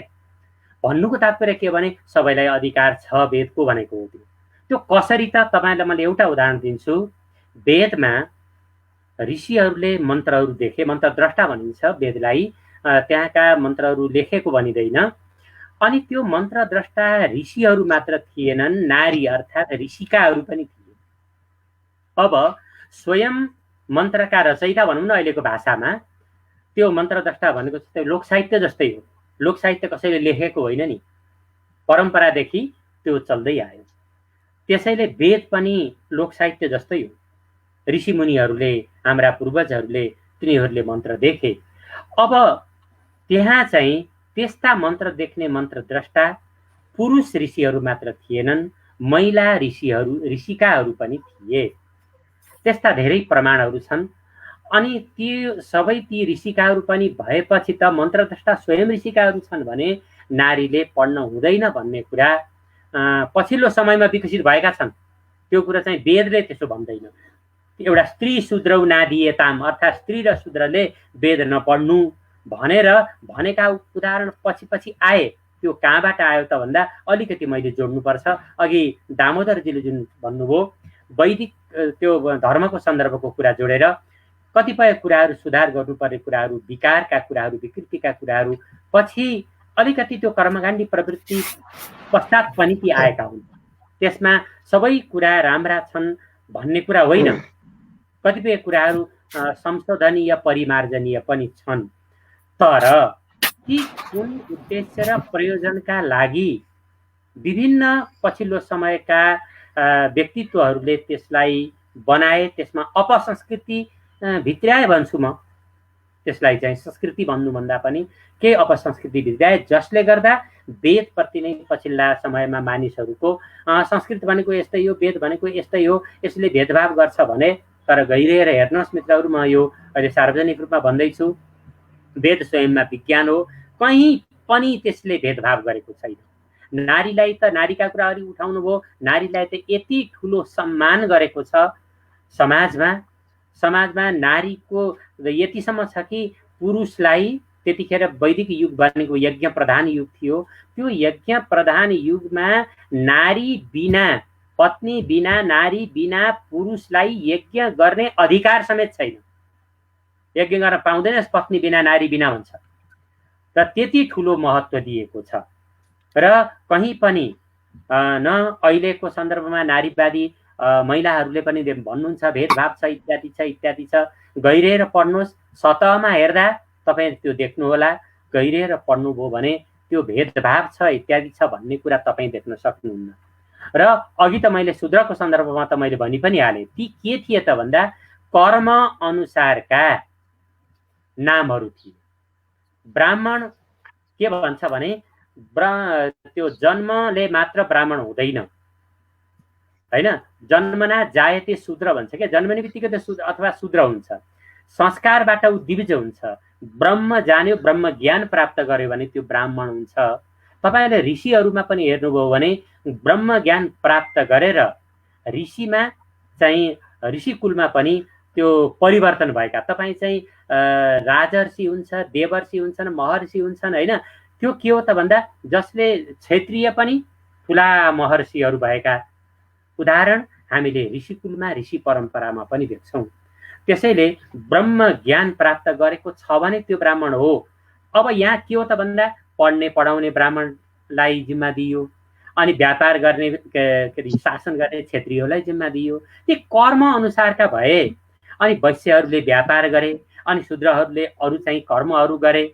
अब त्यो कर्म अनुसारको त्यो काम हो, त्यो कर्म अनुसार उनीहरू निर्धारित भएका हुन्। त्यो कर्म अनुसार निर्धारित भएको कुरालाई यसरी एक किसिमले विभेद गरेर विभेदनका रूपमा लिनु उपयुक्त होइन, किनभने कर्मको त सम्मान हो नि त। त्यो चाहिँ जुन जातिले जुन कर्म आफ्नो ठाउँमा रहेर गर्छ त्यो कति ठुलो छ। अनि अर्को कुरा यसै सन्दर्भमा के भनिन्छ भने, जस्तै अब भन्ने गरिएका कुरा मैले प्रसङ्गमा ल्याएँ, अलिकति लामो होला किशनजी। यो के छ भने हामीलाई त शूद्रलाई चाहिँ हेला गर्छन्, यसो गर्छन्, यो त पाउबाट जन्मेको हैन, ब्राह्मणहरू चाहिँ मुखबाट जन्मेको इत्यादि भनेर धारण गर्छ। सम्पूर्ण शरीरलाई धारण केले गर्छ? पाउले। कति महत्त्व छ हेर्नुहोस् त। यति त्यो कुनै पनि भेद गरेको छैन। अनि हामी महान आफ्ना आदर्श व्यक्तिहरूलाई हामी ढोग गर्छौँ के टाउकोमा ढोग गर्छौँ? हामी त खुट्टामा पो ढोग गर्छौँ, पाउमा पो ढोग गर्छौँ, हैन। अब यस्ता महत्त्व दिएका सन्दर्भहरू, उदाहरणहरू प्रशस्त तपाईँ प्राप्त गर्न सक्नुहुन्छ। त्यसो भएको हुनाले वेदमा तपाईँ हेर्नुभयो भने, अघि विज्ञानका कुरा आए, मैले वेदमा हेर्नुभयो भने त्यहाँ विमान शास्त्र निर्माण गर्ने कुराहरू छन्। कतिपय ठुला ऋषिहरू चाहिँ वैज्ञानिक ऋषिहरू छन्, हैन। वैज्ञानिक ऋषिहरू तपाईँले सबै फेयरिस्ट नाम अहिले म भन्न सक्दिनँ, स्रोतहरू प्रशस्त छन्, तपाईँले अध्ययन गर्न सक्नुहुन्छ। अहिले त नेपालीमा, हिन्दीमा पनि पाइन्छन्, हैन। त्यहाँ पर्यावरणका कुराहरू छन्, इकोलोजीको कुरा तपाईँले चाहिँ एउटा मन्त्र छ, स्वस्ति वाचन भन्ने छ त्यसको मन्त्र, हैन। देहु शान्ति र अन्तरिक्षं शान्ति भन्ने, पृथ्वीलाई शान्ति होस्, जललाई शान्ति होस्, वनस्पतिलाई शान्ति होस्, हैन। पर्यावरणलाई, पुरा पर्यावरण इकोलोजी के हो, हैन, इकोलोजीको गहन अध्ययन गर्ने त्यो ती सन्दर्भ वेदमा प्राप्त गर्न सकिन्छ। तपाईले वेदले के गर्छ भने सुन्नुहोस्, वेदले चाहिँ देखिने अमूर्त देवताको उपासना गर्दैन, वेदले प्रत्यक्ष देवताको उपासना गर्छ। सूर्यको उपासना, जलको उपासना, वनस्पतिको वृक्ष वनस्पतिहरूको उपासना, हैन, वायुको उपासना, यी सम्पूर्ण जुन प्रत्यक्ष देवता छन् जसले हामीलाई प्रतिपल हामीलाई राम्रो मात्र गरिरहेका छन्। अहिले हेर्नुहोस् त, यो संक्रमण भएको छ नि कोरोनाको, वैज्ञानिकहरूले के प्रश्न पारिसकेका छन् भने नासाको ले त उ गरेको कुरा अस्ति मैले एउटा समाचारमा पढेको थिएँ, पर्यावरणको विनाश भयो, सारा जीवजन्तुहरू खतम भए, मानिसले प्रकृतिको दोहन गर्यो, पृथ्वीको दोहन गर्यो, पृथ्वी र प्रकृतिको दोहन गरेको हुनाले यस्ता सारा सन्तासहरू आइरहेका छन्। अब यसले के भन्छ तपाईँले भने पृथ्वी बचाऊ, प्रकृति बचाऊ, पर्यावरण बचाऊ, अनि त्यसपछि तिमी बाँच्छौ। त्यो विज्ञान होइन। यस्ता विज्ञानका सन्दर्भ मात्र होइन, विमान बनाउने तरिका भने अब त्यो बेग्लै च्याप्टर होला, त्यसका लागि बेग्लै छलफल गर्नुपर्छ, यहाँ सकिँदैन। विमान बनाउने तरिका पनि मैले ती इन्जिनियरहरूलाई पढाउँदाखेरि ती उहाँहरू चाहिँ जिल पर्नुभयो, ओहो यस्तो पो हुँदो रहेछ भनेर, होइन। जहाज बनाउने तरिका, जहाज उडाउने तरिका, कसरी चाहिँ कुन कुन इन्धनबाट कसरी के हुन्छन्, तपाईँहरूलाई त्यसका समेत मन्त्रहरू छन्। भनेपछि धेरै दूरदर्शी मन्त्रहरू ऋषिमुनिहरूले हामीलाई दिएका थिए, जुन कुरा हामी वेदमा प्राप्त गर्न सक्छौँ। र त्यो वेद पनि साहित्य नै हो। वैदिक समाज छ, त्यहाँ कस्तो थियो त्यतिखेरको जीवन, त्यतिखेरको समाज कस्तो थियो, त्यतिखेरका ऋषिमुनिहरूको चिन्तन कस्तो थियो, धारणा कस्तो थियो, त्यतिखेरको पारिवारिक सामाजिक परिवेश अवस्था कस्तो थियो। तपाईँ टाउन प्लानिङ चाहिँ सहरको प्लानिङको कुरो गर्ने हो भने यस्तो गजबको टाउन प्लानिङको योजना छ। मैले वेदमा इन्जिनियरिङको कुरो गर्दाखेरि मैले त्यो पढाएको थिएँ, जुन अहिलेका कतिपय इन्जिनियरिङका कुराहरू पनि मलाई लाग्छ फेल खान्छन्। त्यो किन त्यस्तो भयो त भन्दा त्यतिखेर अहिलेको जस्तो प्रविधि पो हामीले जुन भोगिरहेका छौँ, अहिले हामीले अनुहार हेरेर सबैको प्रत्यक्ष चाहिँ कुरा गरिरहेका छौँ, त्यो टेक्नोलोजीको विकास त्यतिखेर भएको थिएन होला, होइन। तर त्यो भिजन, त्यो दृष्टिकोण चाहिँ थियो।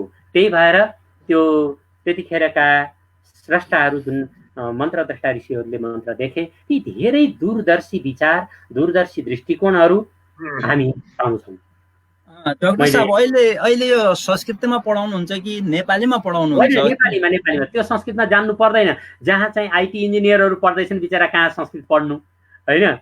अब जहाँ मेडिकल डक्टरहरू पढ्दै हुनुहुन्छ कहाँ संस्कृत हुनु, होइन। मलाई मेडिकल डक्टरले भन्नुभएको थियो, हजुरको ठुलो प्रशंसा गरेर उहाँले भन्नुभएको थियो के रहेछ त वेदमा, के रहेछ। हामीले अब त्यो एउटा सानो रामायण त हामीले यो एक दुई महिनामा पढ्न सक्दैन, त्यसको भाषा परिभाषा लिन सक्दैन, यो आज 5-10 मिनटमा त के सकिला।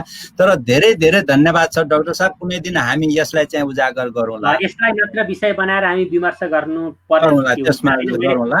त्यसको लागि अति संक्षेपमा भने अहिलेको टेक्नोलोजीका कुराहरू मै पनि त्यहाँभित्र सुन्नुहोस्, वेदको यति विराट ज्ञान छ, त्यो यति विराट ज्ञान छ, त्यो मैले जान्ने ज्ञान भनेको थालमा सियो चाहिँ चोप्दाखेरि त्यो सियोमा जति पानी आउँछ सियोको टुप्पोमा त्यति हो। हामीले सर्वसाधारणले हामीले जान्ने त्यति हो। त्यो विराट ज्ञान छ। त्यसभित्र चाहिँ प्रवेश गर्न सक्यौँ भने त्यो रसास्वादन गर्न सकिन्छ।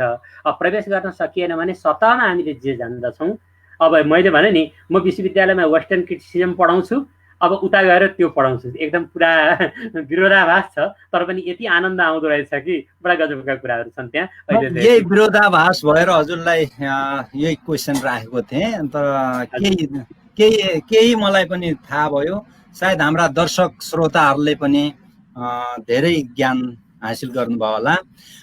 त्यसको लागि धेरै धेरै धन्यवाद। हाम्रा श्रोताजीहरूलाई पनि धेरै धन्यवाद छ। अब हामी कार्यक्रमको अन्तिमतिर हुन्छौँ। म श्री ओम श्रेष्ठ रोदनज्यूसित जान्छु।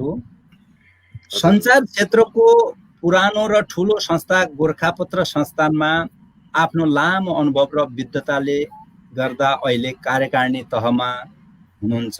तर एउटा वरिष्ठ साहित्यकारको नाताले नेपाली साहित्य र नेपाली साहित्यकारको परिचय स्थापित गराउन विदेशमा होस् वा स्वदेशका साहित्यकारहरूको तिनीहरूलाई परिचय गराउन आधिकारिक तौरले के गर्न सकिन्छ वा पुरै साहित्यमा कुन कुन क्षेत्रमा फरक आउनु पर्छ, कुन साहित्य लेखनको प्रवासको लेखनमा परिवर्तन आउनु पर्ने हो कि वा स्वदेशको साहित्यमा घरवासमा लेखेको हो, अथवा यो नयाँ साइबर साहित्य के त अघि पनि भयो हाम्रो। अब डाक्टर साहबले पनि उखान गर्नुभयो त्यहाँ साइबर साहित्य र लोक साहित्य भने। लोक साहित्य र साइबर साहित्य अब त्यही एउटै जड हो त, एउटै मूल हो त, अथवा त्यो उस्तै हो त? किन लोक साहित्य भनेको पौराणिक काल त्यो कसैले सिकाएको होइन, त्यो आफै आयो। अनि यो जुन साइबर साहित्य चाहिँ नयाँ आयो त जो सिकिरहेछ त्यसको लागि त अटोमेटिकै आइरहेछ नि त त्यहाँ हैन। त्यसैले यसमा लोक साहित्यमा र साइबर साहित्यको फरक के हो र स्वदेशमा वा विदेशमा बसिरहेका साहित्यकार र साहित्यको स्थापित वा आधिकारिक परिचय गराउन एउटा विशिष्ट श्रेणीमा बसेको अथवा कार्यकारिणी प्रमुखको हिसाबले के गर्न जस्तो सकिन्छ हजुरको वरिष्ठ साहित्यकारको नाताले पत्रकारिता क्षेत्रमा के गर्न सकिन्छ? हस्, धन्यवाद किशनजी। सबैभन्दा पहिला त मलाई के लाग्छ भने के गर्न सकिन्छ भन्नुभयो। एकै शब्दमा भन्ने हो भने सद्भाव राख्नुपर्छ। यो विदेश, यो स्वदेश, यो जाति, यो दुर्गम, यो सुगम, यो धनी, यो गरिब, यो ठुलो पदको, यो सानो पदको नभनिकन स्रष्टालाई सम्मान गर्ने परम्परा राखियो भने यो सबै समाधान हुन्छ। के गर्नुपर्छ भन्दा मैले एकै शब्दमा सद्भावको कुरो गरेँ। त्यो कुरो मैले जस्तो म 20 वर्षभन्दा बढी मधुपर्कको सम्पादक भएँ र मैले भनेर पनि नभनेर पनि कतै उल्लेख कहिले पनि मधुपर्कमा गरिनँ। तर यसमा सधैँ मैले के गर्थेँ भने पूर्वका प्रतिनिधित्व, पश्चिमको प्रतिनिधित्व, विदेशको प्रतिनिधित्व, धेरै वर्षसम्म विदेशमा बसेका नेपाली भनेर एउटा कोलमै पनि स्थान राखिएको थियो। विदेशमा बस्ने नेपालीहरूको लाई सम्मान गरिएको थियो। त्यो मात्र नभइकन महिला, जाति, जनजाति सबै किसिमको प्रतिनिधित्व गर्ने गरेर मैले त्यो मधुपर्कलाई त्यसरी बनाएको थिएँ। त्यति मात्र नभइकन अग्रज पुस्तालाई सम्मान र नयाँ पुस्तालाई र नयाँ नवोदितहरूलाई प्रोत्साहनको वातावरण हुनुपर्छ भनेर आँकुरा भन्ने स्तम्भ सुरु गरेर त्यो आँकुरामा पहिलोपटक रचना छापिएकाहरू अहिले धेरै ठुला साहित्यका विद्वान हुनुहुन्छ। सद्भाव सबैभन्दा ठुलो कुरो हो। त्यसैले म त के भन्छु भने जस्तो के गरेँ भन्दाखेरि अझ मजा हुन्छ जस्तो छ। मधुपर्क त एउटा साहित्यिक पत्रिकै भयो। साहित्यको हैन, त्यसको लागि त त्यसको त्यो मधुपर्कमा हजुर हुँदाखेरि के गर्यो भन्ने कुरा त मैले नै 2-4 ठाउँमा के लेखेको छु होला हैन। हजुरको त्यहाँको कार्यशैली कार्य देखेर त, किनभने ठुलो अनुभव छ त्यहाँ हजुरको हैन। तर अब यो साहित्यकारको स्थापित साहित्य र साहित्यकारको आधिकारिक परिचय हजुरको तर्फबाट मतलब के भए हुन्थ्यो? सद्भाव त एउटा छ, त्यो हजुरको व्यक्तिगत हो, तर के भए हुन्छ, आधिकारिक तहले के भएर होला भनेर त्यो सम्बन्धी सोध्न चाहेको लागि। जस्तो सबैले साहित्यको कुरो उठ्न साथै नेपाल प्रज्ञा प्रतिष्ठानको नाम लिएर आफू पन्छिने गर्छन्। मैले भनेको हो गर्नुपर्ने नेपाल प्रज्ञा प्रतिष्ठानले आधिकारिक संस्कृति मन्त्रालय छ, तर त्यसलाई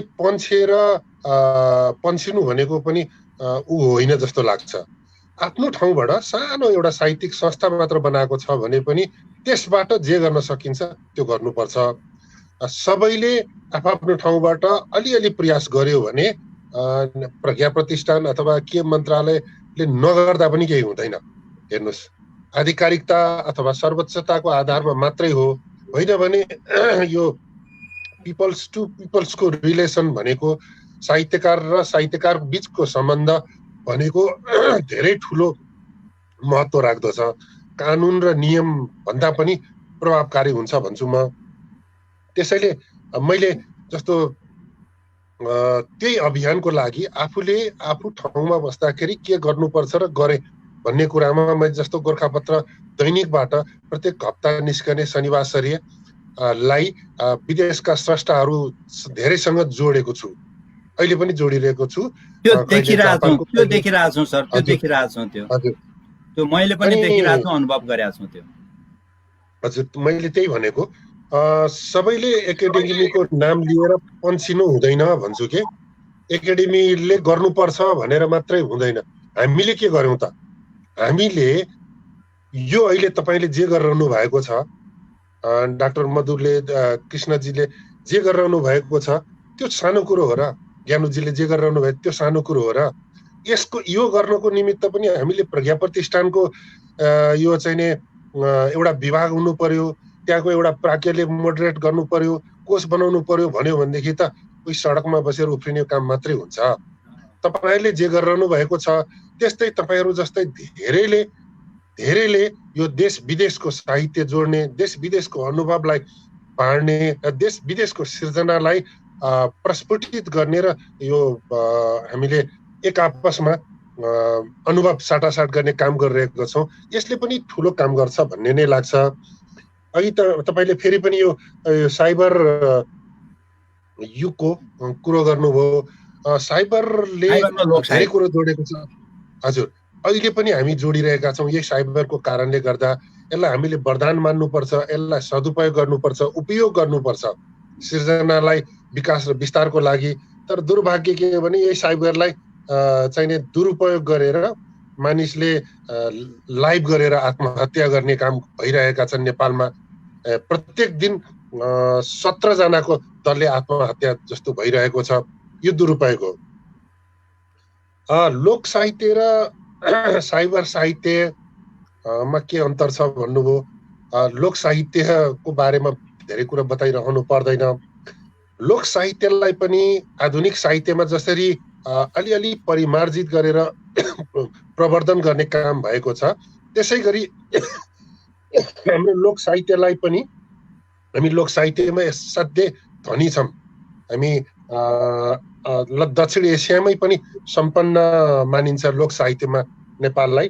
र सम्पन्न मात्रै होइन कि नेपाल लोक साहित्यको लागि एउटा जीवित लाइभ स्टुडियोको रूपमा मानिन्छ।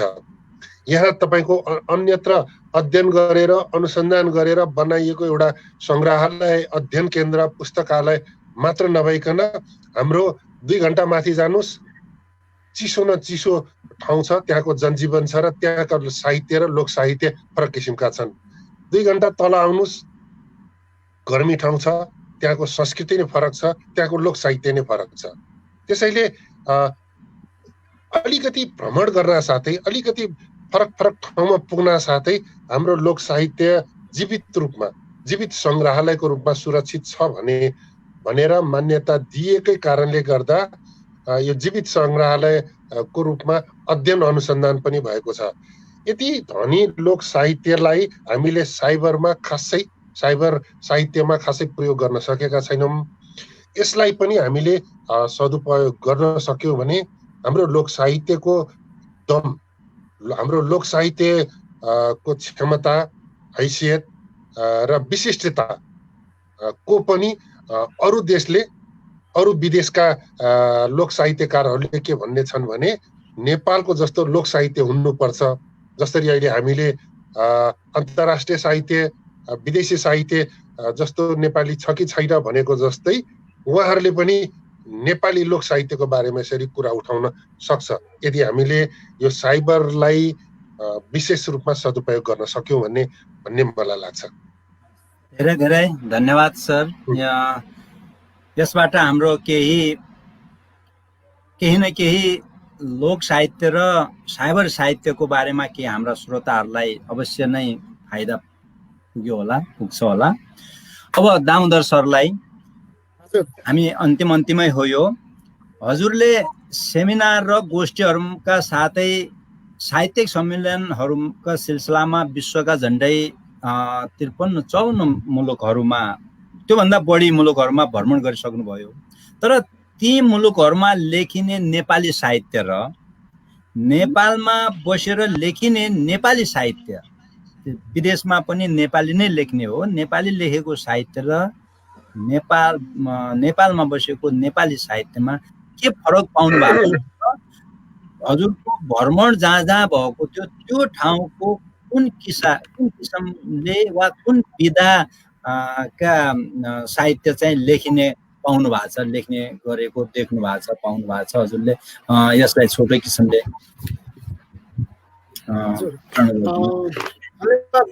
धन्यवाद किशनजी। यसमा अलिकति त मैले अघि पनि धेरै प्रश्न गरेको छु जस्तो लाग्छ, तैपनि म यसमा अलिकति थप कुराहरू जोड्छु। थप कुराहरू के जोड्छु भने मैले अघि नै भने नेपालीहरू जहाँ जहाँ अहिले जानुभयो उहाँहरूले आफ्नो भाषा संस्कृति कलाहरू ती सबै कुरा बोकेर जानुभयो र नयाँ कुरा पनि त्यहाँ सिक्नुभयो। मैले विश्वका केही मुलुकहरूमा घुम्दाखेरि नेपालीहरूको धेरै कार्यक्रमहरूमा नेपालीहरूसँगै बसेर साहित्यिक कार्यक्रमहरू सांस्कृतिक कार्यक्रमहरू पारिवारिक कार्यक्रमहरूमा पनि म सहभागी हुने मौका पाएँ। यसबाट मैले के देखेँ भनेदेखि नेपाली अहिले जहाँ जहाँ पुग्नु भएको छ उहाँहरूले कमसेकम नेपाली संस्कृति पनि बोकेर जानुभएको छ र उहाँले लेख्ने कुराहरू पनि के छ भनेदेखि नेपाली संस्कृतिका बिम्बहरू प्रतीकहरू नेपाली भौगोलिक बिम्बहरू प्रतीकहरू र नेपाली समाजका बिम्बहरू प्रतीकहरूलाई पनि उहाँहरूले छोड्नु भएको छैन। त्यसभन्दा बाहेक ती ठाउँहरूमा भएका बिम्बहरू प्रतीकहरूलाई पनि संयोजन गरेर एउटा नयाँ साहित्यको रूप दिनुभएको छ। त्यो चाहिँ सबैभन्दा सुन्दर पक्ष हो जस्तो मलाई लाग्छ। जस्तो भन्नुहोस् न, इजरायलमा बस्ने कोही साहित्यकारहरू हुनुहुन्छ भने उहाँले इजरायली हेब्रू शैलीका कुरा सिर्जनाहरू, त्यहाँको रहन सहनका कुराहरू, त्यहाँका चालचलनका कुराहरू ल्याउनु भएको छ भने यतातिर कोरियातिरको बस्ने साहित्यकारहरूले त्यहाँको संस्कार संस्कृतिहरूलाई जोडेर नेपाली संस्कार संस्कृतिसित संयोजन गरेर सिर्जना गर्नुभएको छ। त्यो कुरो युरोपतिरका अमेरिकातिरका र खाडी मुलुकतिर छरिएर रहनुभएका नेपालीहरू साहित्यकारहरूले पनि ती कामहरू गर्नुभएको छ। मैले के अघि पनि यही कुरा मैले भने, मलाई के लाग्छ भनेदेखि सबैभन्दा ठुलो कुरो आफ्नो अनुभूति दिने हो र अनुभूति दिँदाखेरि अलिक फरक साहित्यले फरक किसिमका सिर्जनाहरूको एउटा जीवनलाई फरक ढङ्गले विश्लेषण गर्ने, जगतलाई फरक ढङ्गले विश्लेषण गर्ने र अब जीवन र जगतलाई अब नयाँ सम्भावनाहरूमा कसरी पुर्याउने भन्ने कुरा साहित्यले निरूपण गर्ने हो, साहित्यले लेख्ने हो। त्यो लेख्दाखेरि नेपाली साहित्यमा त्यसको धेरै उर्वर पाटोहरू त्यहाँ आएको छ जस्तो मलाई लाग्छ।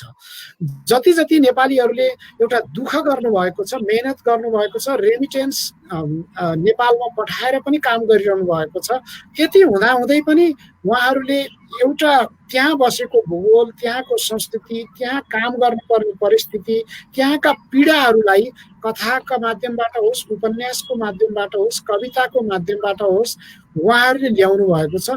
यो एउटा अत्यन्त राम्रो पक्ष हो।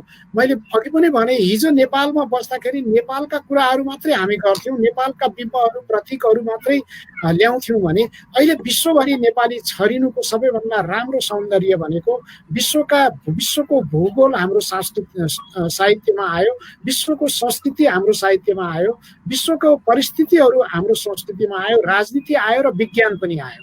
यसले अघि तपाईँले भन्नुभएको जस्तो लोक जीवन, लोक संस्कृति, लोक वार्ता यी कुराहरू मात्रै नभइकन अहिले आएको अत्याधुनिक विज्ञानसम्मका कुराहरू पनि हाम्रो साहित्यमा आए।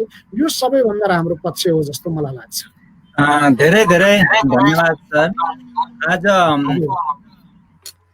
करिब करिब हामी एक डेढ घन्टाभन्दा माथि गइसक्यौँ है। यो जति गरे पनि साहित्यका मूर्धन्य व्यक्तिहरूसित यसरी भलाकुसारी धेरै कम होला।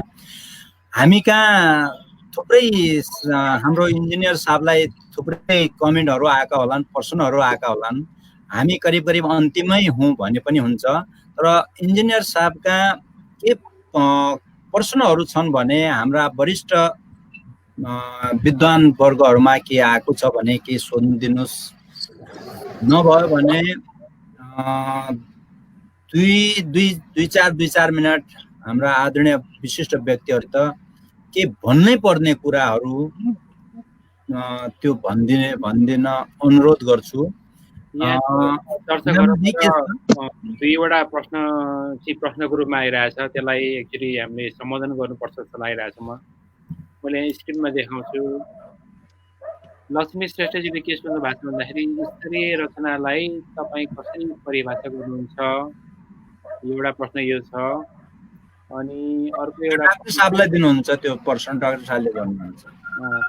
दोस्रो प्रश्न म एउटा देखाउन लाग्छु। यो यसमा अभय ढुङ्गेलज्यूले चाहिँ छुवाछुत जातभातको विभेदबारे पनि स्पष्ट पारिदिनु पर्यो डाक्टर साहब भन्नुभएको छ यहाँनिर। अर्को एउटा प्रश्नकै रूपमा आइरहेको छ एउटा हाम्रो राजज्यू, उहाँ हाम्रो नियमित फलोअर हुनुहुन्छ। उहाँ चाहिँ एभ्री एपिसोड उहाँले सिकाउनुहुन्न। म अचेल कविता लेख्ने नवप्रतिभा हुँ। अब अहिलेको यो समयमा लकडाउनमा सबै साथीभाइहरू कवि भएको छन्, कोही कथाकार भएको छन्, कोही लाइभमा आइरहेछ होइन। अहिलेको समयले चाहिँ बनाएको यो मायाको समय। म अचेल कविता लेख्ने प्रतिभा हुँ, मलाई कवि भन्न मिल्छ कि मिल्दैन सर भन्नुभएको छ। उहाँको पनि जिज्ञासालाई अलिकति उजागर गर्नुहोला। अब अहिलेसम्म आएको प्रश्न यति तिनैवटा छन् होइन। अब एकदमै छोटो रूपमा अब हामी समय पनि भनौँ न अलिकति टिप्पणी आएका छन् कि प्रश्न छन्? कति छन्? अन्दाजी कति छन् त्यहाँ? खासै प्रश्नको रूपमा आएको छैन, तर धेरै हाम्रो कार्यक्रमलाई चाहिँ उत्कृष्ट भन्न चाहिँ धेरै श्रोताहरूले भनिरहनु भएको छ, धेरैले धेरै ठाउँबाट होइन। त्यहाँ आदरणीय श्रोताहरूलाई धेरै धेरै धन्यवाद छ। हाम्रो विशिष्ट पाहुनाका 2-4 शब्द सुनिदिनु भयो र साहित्य अनुरागीहरूले साहित्यलाई माया गरिदिनु भयो। मेरो तर्फबाट पनि हजुरहरूलाई सादर नमस्कार छ। अब डाक्टर साहबले दुईटै पर्सनको दिएर त्यसपछि दुई मिनट जति हामीले के छुटेको छौँ भन्नै पर्ने आदरणीय व्यक्तित्वबाट सुन्छु, म पनि सुन्छु। धन्यवाद किशनजी। यहाँ आएका कुरालाई म अघि जुन यो प्रश्नहरू आए यसबारे म संक्षेपमा केही कुरो भन्छु। ज्ञानु सरले भन्नुभएको छ यो स्तरीय रचनालाई कसरी परिभाषित गर्न सकिन्छ। यो कस्तो हुन्छ भने स्तरीय रचना भन्ने बित्तिकै त्यो के नसोच्नुहोस् भने साहित्यका विभिन्न तत्त्वहरू हुन्छन्, विधाका ती सबै कुरो मिलेको भन्ने मात्रै नबुझ्नुहोस्। के हो भने जन्मेपछि एउटा अत्यन्तै अपाङ्ग रूपमा जन्मेको व्यक्ति पनि मान्छे हो। सिर्जना पनि त्यस्तै हो के। तपाईँले लेख्नुभयो कविता, त्यो सिर्जना हो। आफ्ना भावना अनुभूति पोख्नुभयो, त्यो सिर्जना हो। त्यो पनि मान्छे हो। एकदम सबल सम्पूर्ण अङ्ग राम्रो भएर जन्मेको पनि मान्छे हो। त्यसकारण ती दुईटैले मान्छे भन्नुपर्छ, अवमूल्यन गर्न पाइँदैन। त्यसो भएको हुनाले सबै सिर्जना हुन्। के चाहिँ हुन्छ त स्तरीय सिर्जना भन्ने बित्तिकै तपाईँले के बुझ्नु पर्यो भने फेसबुकमा अथवा लाइभ कमेन्ट इत्यादि गरेर वाह वाह पाएको रचना मात्र स्तरीय हुँदैन। यो भ्रमबाट चाहिँ हामी अलिकति मुक्त हुनुपर्छ। हामीमा अहिले सबैभन्दा यो फेसबुक आइसकेपछि को प्रचलन कस्तो भएको छ भने एउटा ट्याक्क पोस्ट गर्यो, पोस्ट गर्ने बित्तिकै लाइभ कमेन्ट आएन, राम्रा कमेन्ट आएनन् भने निद नलाग्ने साहित्यकारहरू पनि हुनुहुन्छ। म यथार्थ कुरो भन्दैछु। तर लाइभ कमेन्टमा मक्ख परेर कसैले प्रशंसा गरिदिएको रचना स्तरीय होइन, नगरिएको रचना स्तरहीन अथवा आलोचना गरिएको रचना स्तरहीन भन्ने हुँदैन। तपाईँले पोख्नुहुन्छ, भावनाहरू लेख्नुहुन्छ, अथाह भावना र कल्पनाका धनी हुनुहुन्छ सबै। तर त्यो पस्कने बेलामा कसरी पस्कने, मैले एउटा सानो उदाहरण दिएँ। हामी होटलहरूमा इत्यादिमा जान्छौँ, खानेकुरा त्यो पार्टीहरूमा जान्छौँ, चिटिक्क ल्याएर सजाएर दिया हुन्छ क्या हामीलाई। आखिर खाने नै हो, सबै पेटमा एकैचोटि पर्ने हो, घद्राङ घुद्रुङ एकै ठाउँमा ल्याएर मुछेर हामीलाई दिँदैन नि, चिटिक्क पारेर ल्याएर पस्कन्छ। हो, पस्कने तरिका हो, शैली हो त्यो, कसरी चिटिक्क पारेर पस्नुहुन्छ।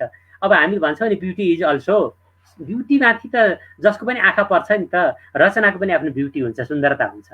त्यो सुन्दरता भनेको के हो भने शैली हो, तरिका हो। तपाईँ यही मैले सङ्केतमा भने पार्टीहरूमा कहीँ होटलहरूमा जाँदाखेरि चाहिँ सजाएर चिटिक्क पारेर चाहिँ ल्याएर राखेको खाने वस्तु र एकै ठाउँमा सबै मुछेर ल्याएर थालमा टकाएर दिएको खाने वस्तु यसरी बुझ्नुहोस्।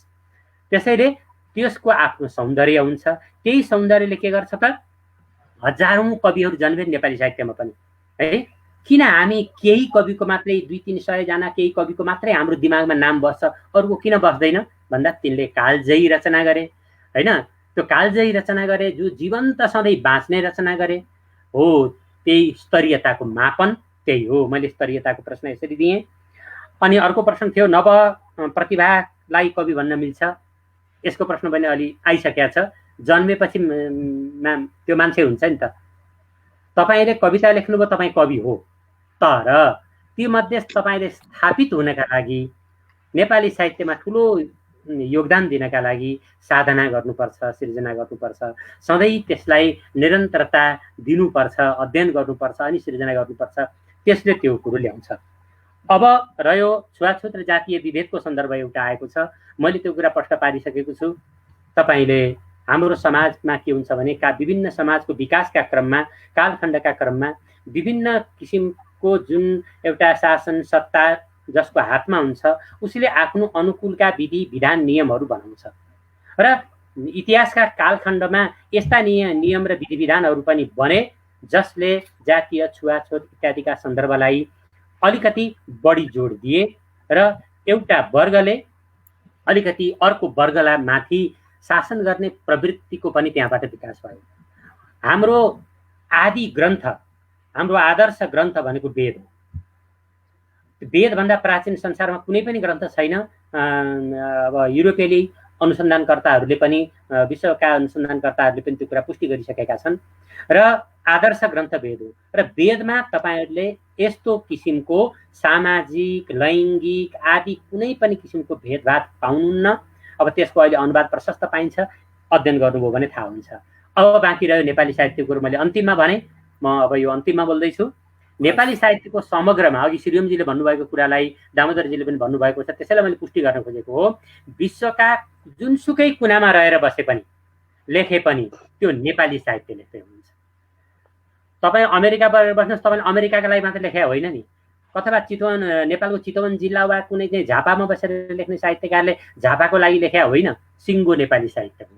भारतीय नेपाली साहित्य छ, म्यानमारको नेपाली साहित्य छ। भारतीय नेपाली साहित्य भन्ने बित्तिकै त्यहाँ बेग्लै प्रवाह पनि एउटा चाहिँ प्रवृत्ति बनेको छ। अब त्यो म्यानमारमा बनेको छ। त्यो मैले भन्न खोजेको के भने प्रत्येक ठाउँमा जानुहोस् त्यहाँ सानो नेपाल छ, त्यहाँ प्रत्येक सानो सानो सिङ्गो सिङ्गो नेपाल पाउनुहुन्छ। म म्यानमार गएको छु, त्यहाँको साहित्यलाई हेरेँ, त्यहाँ एउटा नेपाली सिङ्गो नेपाल बाँचेको छ। अमेरिकामा सिङ्गो नेपाल बाँचेको छ, अस्ट्रेलियामा सिङ्गो नेपाल बाँचेको छ, भारतमा सिङ्गो नेपाल बाँचेको छ। विविधतामय भएर कहीँ व्यापक रूपमा होला, कहीँ अलिकति सीमित रूपमा होला, होइन। अब विश्वका अधिकांश मुलुकहरूमा जहाँ सिङ्गो नेपाल बाँचेको छ हामी त्यहाँ देख्छौँ भने त्यो साहित्य त्यो समग्र विभिन्न ठाउँमा रहेर यसरी स्रष्टाको कुनै भूगोल हुँदैन। म यस कुरामा एकदम स्पष्ट छु। स्रष्टाको कुनै भूगोल हुँदैन, जात हुँदैन, धर्म हुँदैन, स्रष्टा मात्र हुन्छ, साहित्य मात्रै हुन्छ। जहाँसुकै बसेर लेखे पनि त्यो नेपाली साहित्यको सम्पत्ति हो। एउटा अफ्रिकाको कुनामा बसेर लेखे पनि, म्यानमारको, भारतको, नेपालको जुनसुकै कुनामा बसेर लेखे पनि ती सम्पूर्ण नेपाली साहित्यको सम्पत्ति हो र त्यो सबै मिलाएर बल्ल मूल प्रवाहको नेपाली साहित्य हुन्छ। टुक्रा टुक्रा होइन कि सबै मिलाएर मूल प्रवाहको नेपाली साहित्य हुन्छ। त्यसकारण हामीले कहीँ बसेर कुनै क्षेत्र विशेषमा बसेर, मलाई यहाँ साहित्यकारहरूले कहीँ बाहिर जिल्लाहरूमा चाहिँ गइयो भने प्रमुख अतिथि भएर त मोफसल भन्ने गर्नुहुन्छ क्या। मलाई त्यो मोफसल र यो पर्वत यो डायस्पोरा र मोफसलमा त यो म पनि परेको छु सर। यो होइन यसले चाहिँ अहिले चाहिँ ननिकालौँ, यो चाहिँ अहिले नगरौँ। यसको मलाई चाहिँ अझ यो हजुरहरू प्राज्ञ ठाउँमा प्राज्ञबाट यसको निचोड भएन भने अथवा त्यो प्राज्ञ त्यो ठाउँमा बसेर पनि खिचातानी तलमाथि नै हुने भने नेपाल त यो नेपालको राजनीति जस्तै होला, फल्न भइदियो। त्यही भएर हामीले चाहिँ आफैलाई कसैले बाहिर बाखाले मोफसल पनि नभनौँ। जे गरिरहेका छौँ नेपाली साहित्यको सेवा गरेका छौँ, नेपाली भाषाको लागि गरेका छौँ र हामी सबै मिलेर मूल प्रवाह बन्ने हो। एउटा कुलो एउटा खोल्सो मात्र मूल प्रवाह हुन सक्दैन। धेरै धेरै धन्यवाद डाक्टर साहब। अब यहाँ अन्तिममा जाँदा एउटा चाहिँ कविता लामाज्यूले अब जस्तै लक्ष्मण भारतीय नेपाली साहित्यबारे केही भनिदिन अनुरोध गरेँ भन्नुभएको छ। उहाँले केही प्रश्नहरू राख्नु भएको रहेछ होइन। अब अलिकति सर छोटोमा भनौँ म? छोटोमा ल, मेरो नामै तोकेर भन्नुभएको छ। सुन्नुहोस् त, कविता म्याडम भारतीय नेपाली साहित्यमा पनि अत्यन्तै प्रसिद्ध नाम हो, ठुलो समालोचक हुनुहुन्छ र सिक्किम विश्वविद्यालयमा त उहाँ डिन नै हुनुहुन्छ। नेपाली विषयमा विद्यावारिधि गर्नुभएको छ। यो भारतीय नेपाली साहित्यको मूल प्रवाह बेग्लै बनेको छ, किनभने अहिले धेरै पहिला चाहिँ नेपाली साहित्यकै एउटा पाठका रूपमा भारतीय नेपाली साहित्यलाई हेर्ने गरिन्थ्यो। अहिले भारतीय नेपाली साहित्यको एउटा विस्तृत चाहिँ परिवेश बनेको छ। हामीले इन्द्रबहादुर राईका सृजनाहरू यहाँ पाठ्यक्रममा छन्, लीलबहादुर छेत्रीका छन्। हामीले कहिल्यै पनि भारतीय नेपाली साहित्यको भनेर ती पाठ्यक्रममा पढेका होइनन्। ती समग्र नेपाली साहित्यका सृजना हुन् भनेर पाठ्यक्रममा पढेका हुन्। र मलाई के लाग्छ भने अब इतिहास लेख्दा हेर्नुहोस् है, यद्यपि हामी भूगोल चाहिँ नेपाली साहित्यको मूल प्रवाह पनि हो र होइन पनि। नेपाली साहित्यको पूर्णता कहाँनिर हुन्छ? अमेरिकाको नेपाली साहित्य, बेलायतको नेपाली साहित्य, भारतको नेपाली साहित्य, म्यानमारको नेपाली साहित्यलाई जबै लगायतका भने नि मैले अस्ट्रेलिया, बेलायत इत्यादि सम्पूर्णको नेपाली साहित्यलाई जब हामी एकीकृत गर्छौँ त्यतिखेर नेपाली साहित्यको इतिहासको त्यो मूल प्रवाह हुन्छ। त्यसो भएको हुनाले भारतीय नेपाली साहित्यका प्रवृत्ति त्यो अहिले अघि मैले भने नि स्रष्टा हामीले यता लेख्दाखेरि 2036-46 सालतिरका बेलामा जुन किसिमले हामीले कविता लेख्यौँ नेपाली साहित्यको त्यो प्रवृत्तिलाई भारततिर हेऱ्यौँ भने भारतमा यहाँको राजनीतिक परिघटनाले प्रभाव पारेन। अनि त्यसपछि अब त्यसो भएको हुनाले त्यहाँका रचना अलि भिन्न किसिमले लेखिए, त्यहाँकै प्रवृत्ति अनुसार लेखिए। अब के हो त भन्दा त्यो समष्टि जुन प्रवृत्ति हो त्यसलाई एउटै डालोमा राखेर हेर्दाखेरि त्यो बल्ल मूल प्रवाह हुन्छ। त्यसो भएको हुनाले मलाई के लाग्छ भने यस्तो मानक स्रष्टा सिर्जना गरौँ हामी, त्यसका लागि प्रेरित गरौँ जो यो भूगोलको भएर यहाँबाट यो आएर चाहिँ नेपाली साहित्यमा आएको होइन कि जस्तै अघि मैले भने नि इन्द्रबहादुर राई र लीलबहादुर छेत्रीलाई भारतको नेपाली साहित्य, भारतीय नेपाली साहित्य भनेर यहाँ हामी अध्ययन गर्दैनौँ समग्र नेपाली साहित्य। तर स्रष्टा के हुन्छ भन्दा एउटा निश्चित ठाउँ विशेषले कुनै स्रष्टालाई जन्माउँछ र त्यो ठाउँ विशेष चाहिँ गौरवान्वित हुन्छ, चाहे भारत, नेपाल, म्यानमार अथवा अस्ट्रेलिया, बेलायत जहाँ भने, जापान जहाँ भने पनि त्यति मात्र हो। त्यसो भएको हुनाले मैले अब यिनै सन्दर्भ गरेँ। मैले भारतीय साहित्यको पनि व्यापक अब केही रूपमा अध्ययन गरेको छु, लेखेको पनि छु। नेपाली समालोचनाको बेग्लै धार पनि विकास भएको छ त्यहाँबाट। र यसरी नै सबै क्षेत्रबाट जब विशिष्ट किसिमका प्रवाहहरू आउँछन् ती प्रवाहहरू एकीकृत हुन्छन् अनि सिङ्गो नेपाली साहित्य अत्यन्त समृद्ध बन्छ। हामी सबै मिलेर कुनै पनि अरू कुराहरू सीमित साँघुरा कुराहरू नसोचेर नेपाली साहित्यलाई समृद्ध बनाऊँ र मलाई राख्ने अवसर दिनुभयो समय र सिर्जनाका साथीहरू मधुमाधुर्य हुनुहुन्छ। धेरै धेरै धन्यवाद डाक्टर साहब, धेरै धन्यवाद। अब यहाँ के भयो भने 2 घण्टा बितेको त थाहै भएन होइन, तर यो अझ पनि बाँकी नै जस्तो लागिरहेछ। तर श्रोताहरूलाई कहिले तलमाथि भएको छ कि थाहा भएन, तर श्रोताहरूलाई आदरणीय श्रोताहरूको लागि भयो त्यो गरौँ। अब छोटो छोटोमा रोदन सरलाई छोटो के बाँकी छ अब भन्नुपर्ने के बाँकी थियो आजको लागि, अहिलेको लागि छोटोमा एकदमै छोटोमा मात्र भन्छु। कस्ता रचना स्तरीय हुन्छन् भन्ने कुरामा म एकदमै छोटकरीमा के भन्छु भने यो ताली पाउने रचनाहरू सामान्यतया कालजयी भएका छैनन्। यो सडकमा सभा समारोहमा एकदमै ताली पाउने रचनाहरू, प्रायोजित रचनाहरू, बढी प्रचार गरिने रचनाहरू कालजयी भएका छैनन्। मलाई के लाग्छ भने जुन रचनाले हृदयलाई आत्मसात गर्छ त्यो रचना स्तरीय हो। जुन रचना पढ्दाखेरि उसको मन खुसी हुन्छ त्यो रचना स्तरीय हो। जसरी दुधमा घिउ हुन्छ भन्ने सबैलाई थाहा छ नि, तर सबैले त्यो यो दुधमा घिउ पनि छ भन्न त सक्छ, तर दुधबाट जसरी घिउ निकाल्न सकिन्छ, नौनी निकाल्नु पर्छ, त्यसै गरी रचनाहरूबाट स्तरीय रचना निकाल्न सकिन्छ। हजुर, राजरजकले कवि भन्न मिल्छ कि मिल्दैन भन्यो। राजरजक मेरो साथी हो, स्कुलदेखि सँगै पढेको साथी। ऊ राम्रो नाटक पनि लेख्छ। उसले लेखेका नाटकहरू हामीले धेरै मञ्चन पनि गरेका छौँ। उसको शालीनता हो। म भर्खर कविता लेख्न थालेको छु। कविता लेख्न मिल्छ कि मिल्दैन, कवि भन्न मिल्छ कि मिल्दैन भन्यो होइन। नवोदित ए बाबा नयाँ नभइकन को पुरानो भएको छ? सबै स्थापित लेखकहरू सुरुमा नयाँ नै थिए।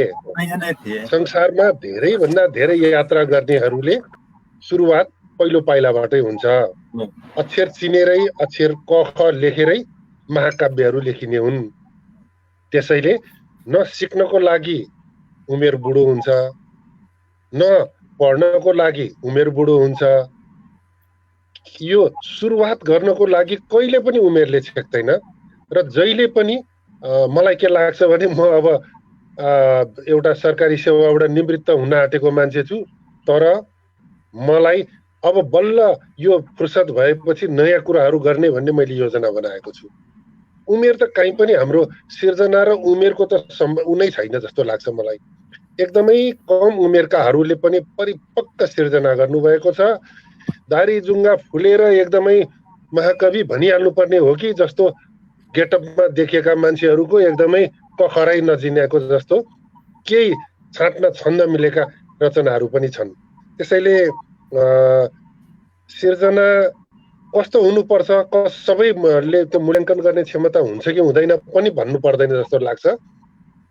तपाईँ गाउँमा बसेको होस्, पहाडमा बसेको होस्, सहरमा बसेको होस्, विदेशमा बसेको होस्, जुन जातको, जुन संस्कृतिको, जुन परम्पराको, जुन भूगोलमा र भूमिमा बसेको भए तापनि तपाईँले जुन उमेरको भए तापनि तपाईँले कसैको रचना पढ्दा ठ्याक्क हृदयलाई छोयो भने त्यो रचनाले जित्यो, त्यो रचना राम्रो भयो। त्यो स्तरीय भनेको त्यही नै हो। होइन एउटा टाई सुट लगाउनेलाई मात्र राम्रो हुने, कार चलाउने मान्छेलाई मात्र राम्रो हुने, धनी वर्गलाई मात्र राम्रो लाग्ने, गरिब वर्गलाई मात्र लाग्ने, यसरी वर्ग छुट्याइयो भने त्यो रचना मैले भने नि त्यो स्थानको लागि केही क्षणको लागि ठिक जस्तो लागे तापनि त्यसले न कालजयी बन्न सक्दैन। स्तरीयताको कुरो त धेरै टाढाको जस्तो लाग्छ। मैले अब धेरै आभारी छु यति धेरै अवसर दिनुभयो। धेरै धन्यवाद। हाम्रा वार्तालापहरू यी 1-2 घण्टाका हैनन्, यिनीहरू लामासम्म जान्छन्, धेरै लामा जान्छन्। अब हाम्रो दामोदर सरलाई के बाँकी छ भन्ने जस्तो लाग्यो छोटोमा? अलिकति ठिकै छ, सबै कुरा आइसकेको छ। अब मैले थपेर त्यही कुरा दोहोऱ्याइरहनु पनि त्यति राम्रो चाहिँ हुँदैन। तर जुन स्तरीय रचनाको सम्बन्धमा अलिकति मेरो प्रिय मित्र डाक्टर लक्ष्मण गौतम र श्रीओम श्रेष्ठज्यूहरूले भन्नुभएकै कुरामा म अलिकति के जोड्छु भनेदेखि अहिले यहाँ नयाँ प्रतिभा र पुरानो प्रतिभाका कुराहरू पनि आए। सबैभन्दा ठुलो कुरो चाहिँ स्तरीय रचना हो कि होइन भन्नलाई पहिला आफ्नो मनले नै त्यो कुरो ठम्ब्याउनु पर्यो। मैले लेखेको रचना मलाई नै चित्त बुझ्नु पर्यो। सबैभन्दा ठुलो कुरा चाहिँ मलाई नै चित्त नबुझेको रचना अरूलाई चित्त बुझोस् भनेर भन्नु चाहिँ त्यो राम्रो होइन जस्तो मलाई लाग्छ। बरु त्यसको लागि पटक पटक परिमार्जन गर्ने, पटक पटक सच्याउने, ती कुराहरू हेर्ने, त्यो काम चाहिँ लेखक आफैले गर्नुपर्छ जस्तो मलाई लाग्छ। आफूलाई नै चित्त नबुझेको रचना अरूलाई स्तरीय, अरूको लागि स्तरीय हुन्छ भनेर भन्नु पनि एक किसिमको त्यो व्यर्थ हो जस्तो मलाई लाग्छ, एउटा कुरा। अर्को कुरो, स्तरीय रचनाको कुरा गर्दाखेरि कमसे कम 2वटा कुराहरू चाहिँ हुनुपर्छ रचनामा भनेर भन्ने मलाई लाग्छ। त्यो 2वटा कुरा के हो भने, रचना भन्ने बित्तिकै अथवा सिर्जना भन्ने बित्तिकै, साहित्य भन्ने बित्तिकै मान्छे हामीले लेख्ने जीवन र जगतको बारेमा लेख्ने हो र त्यो जीवन र जगत अहिले भइरहेको अवस्थालाई कसरी अझ माथिल्लो उचाइमा पुर्याउन सकिन्छ भनेर लेख्ने हो। त्यसरी लेख्दाखेरि कमसे कम त्यो सिर्जनामा नयाँ विषय आउँछ कि आउँदैन, मैले लेखेको साहित्यमा नयाँ विषय मैले समेट्न सक्छु कि सक्दिनँ। र अर्को डाक्टर गौतमले पनि अगाडि भन्नुभएको थियो, र त्यो शैली पनि मेरो अरूभन्दा फरक हुन्छ कि हुँदैन। यो 2वटा कुरालाई चाहिँ जहिले पनि लेखकले मध्यनजर राख्नुपर्छ जस्तो मलाई लाग्छ। शैली फरक हुनु पर्यो, विषय फरक हुनु पर्यो र आफूलाई नै सबैभन्दा बढी चित्त बुझ्नु पर्यो। र अर्को कुरो म के जोड्न चाहन्छु भने, रचना भनेको मैले मेरो डोल्पामा लेखेर मेरो रचना नराम्रो हुने अथवा डेनमार्कमा बसेर लेख्दा चाहिँ सबैभन्दा राम्रो हुने त्यो कुरा होइन। रचना लेख्दाखेरि एउटा के भनाइ छ भनेदेखि, कुनै पनि रचनामा स्थानीय रङ्ग आउँछ भनेदेखि त्यो रचना चाहिँ सबैभन्दा राम्रो हो भनिन्छ। लोकल कलर जहाँ देखिन्छ त्यो चाहिँ राम्रो हो। तपाईँ न्युयोर्कमा बस्दै हुनुहुन्छ, हङ्गेरीमा बस्दै हुनुहुन्छ, मस्कोमा बस्दै हुनुहुन्छ अथवा टोकियोमा बस्दै हुनुहुन्छ भने त्यहाँको पीडालाई राम्रोसँगले तपाईँको रचनामा आउँछ कि आउँदैन, त्यहाँको सौन्दर्यलाई त्यहाँको तपाईँको रचनामा राम्रोसँग आउँछ कि आउँदैन, अथवा तपाईँले त्यहाँको जीवनलाई राम्रोसँग समेट्न सक्नुभयो कि सक्नु भएन, त्यहाँको जगत, त्यहाँको भूगोल, संस्कार, संस्कृतिलाई राम्रोसित समेटेर नयाँ शैली र नयाँ विषयमा प्रस्तुत गर्न सक्नुभयो कि सक्नु भएन, त्यो चाहिँ सबैभन्दा ठुलो कुरा हो जस्तो मलाई लाग्छ र एउटा स्रष्टाले यो कुरामा विचार पुर्याउनु पर्छ जस्तो मलाई लाग्छ। र अरू कुरा त के भन्ने, अब आज हामी 2 घण्टा यसरी बसिसक्यौँ। समय र सिर्जनाको कार्यक्रम मार्फत मेरो मित्र किशन धामीजी, डाक्टर मधुकृष्ण माधुर्यजी, ज्ञानु श्रेष्ठजीले यो अहिले मात्र होइन, उहाँहरू मेरो विचारमा 15-20 दिन अगाडिदेखि धेरै मेहनत साथ यो कार्यक्रम तयार गर्नुभएको छ। कुनै सरकारी निकायले भए यसमा धेरै ठुलो रकम पनि खर्च गर्थ्यो। विश्वभरिलाई सर म बिचमा एउटा सानो एउटा प्राइभेट भनेको के वर्ष अगाडि हजुरले काठमाडौँमा एउटा किताब विमोचन गर्नुभयो, त्यो नेपाली न्युयोर्कका नेपाली कवि र कविता किताब, त्यसमा अध्ययन गरेर बोल्नु भएको थियो कि वा त्यत्तिकै पढ्नु भएको थियो कि अथवा त्यो भित्रका किताब, त्यो भित्रका कविताहरू भनौँ यो न्युयोर्क भरिका कवि हुन् तिनीहरू होइन, के छुटफुट बाहेक त्यो कवितामा कुन किसिमको पाएको छ? छोटोमा यो यस्तो हो किशनजी, मैले कुनै पनि कृतिमाथि लेख्दाखेरि र कृतिमाथि बोल्दाखेरि नपढिकन चाहिँ मैले लेख्दिनँ। कमसेकम 2 पटक 3 पटक पढेर त्यसको बारेमा आफ्नो राम्रो धारणा बनाएर मात्रै मैले लेख्नुपर्छ। अहिले अब यो कुरामा धेरै कुरा डाक्टर लक्ष्मण गौतमलाई पनि थाहा छ, धेरै समालोचकहरूले किताबै नपढिकन खालि आवरण मात्रै पढेर त्यसको बारेमा चाहिँ यो यस्तो हो भनिदिने, अथवा एउटा वर्ण विन्यासमा त्रुटि हुने बित्तिकै यो किताब त एकदमै कागजको मात्रै खेर गयो, खर्च मात्रै खेर गयो, यो कसले चाहिँ प्रायोजन गरेर छापिदिएको भनेर बबन्डर मचाउने साहित्यकार, समालोचकहरू, समीक्षकहरू पनि हामी कहाँ धेरै हुनुहुन्छ। तपाईँहरूले पनि चिन्नु भएको छ, सबैले हामीले चिनेका छौँ। तर एउटा कुरा के हो भनेदेखि एउटा साहित्यकारले कुनै पनि कृतिको बारेमा समीक्षा गर्नु छ अथवा समालोचना गर्नु छ भने इमान्दारीपूर्वक गर्नुपर्छ र इमान्दारीपूर्वक भन्नुपर्छ। न्युयोर्कका कवि र कविताको बारेमा मैले जुन पोहोरको वर्ष विमोचन गर्दाखेरि मैले बोलेको थिएँ, त्यो एउटा तपाईँ हुन त त्यसमा प्रत्यक्ष रूपमा किशन धामी हुनुहुन्छ, व्याकुल पाठक हुनुहुन्छ, उहाँहरूले सम्पादन गर्नुभयो। तपाईँ अघिल्तिर हुनुहुन्छ भनेर मैले भनेको होइन, पोहोरको वर्षदेखि तपाईँसित एक शब्द कुरा नहुँदा पनि मैले त्यो समारोहमा भनेको थिएँ। यो एउटा धेरै आशा लाग्दो कृति थियो।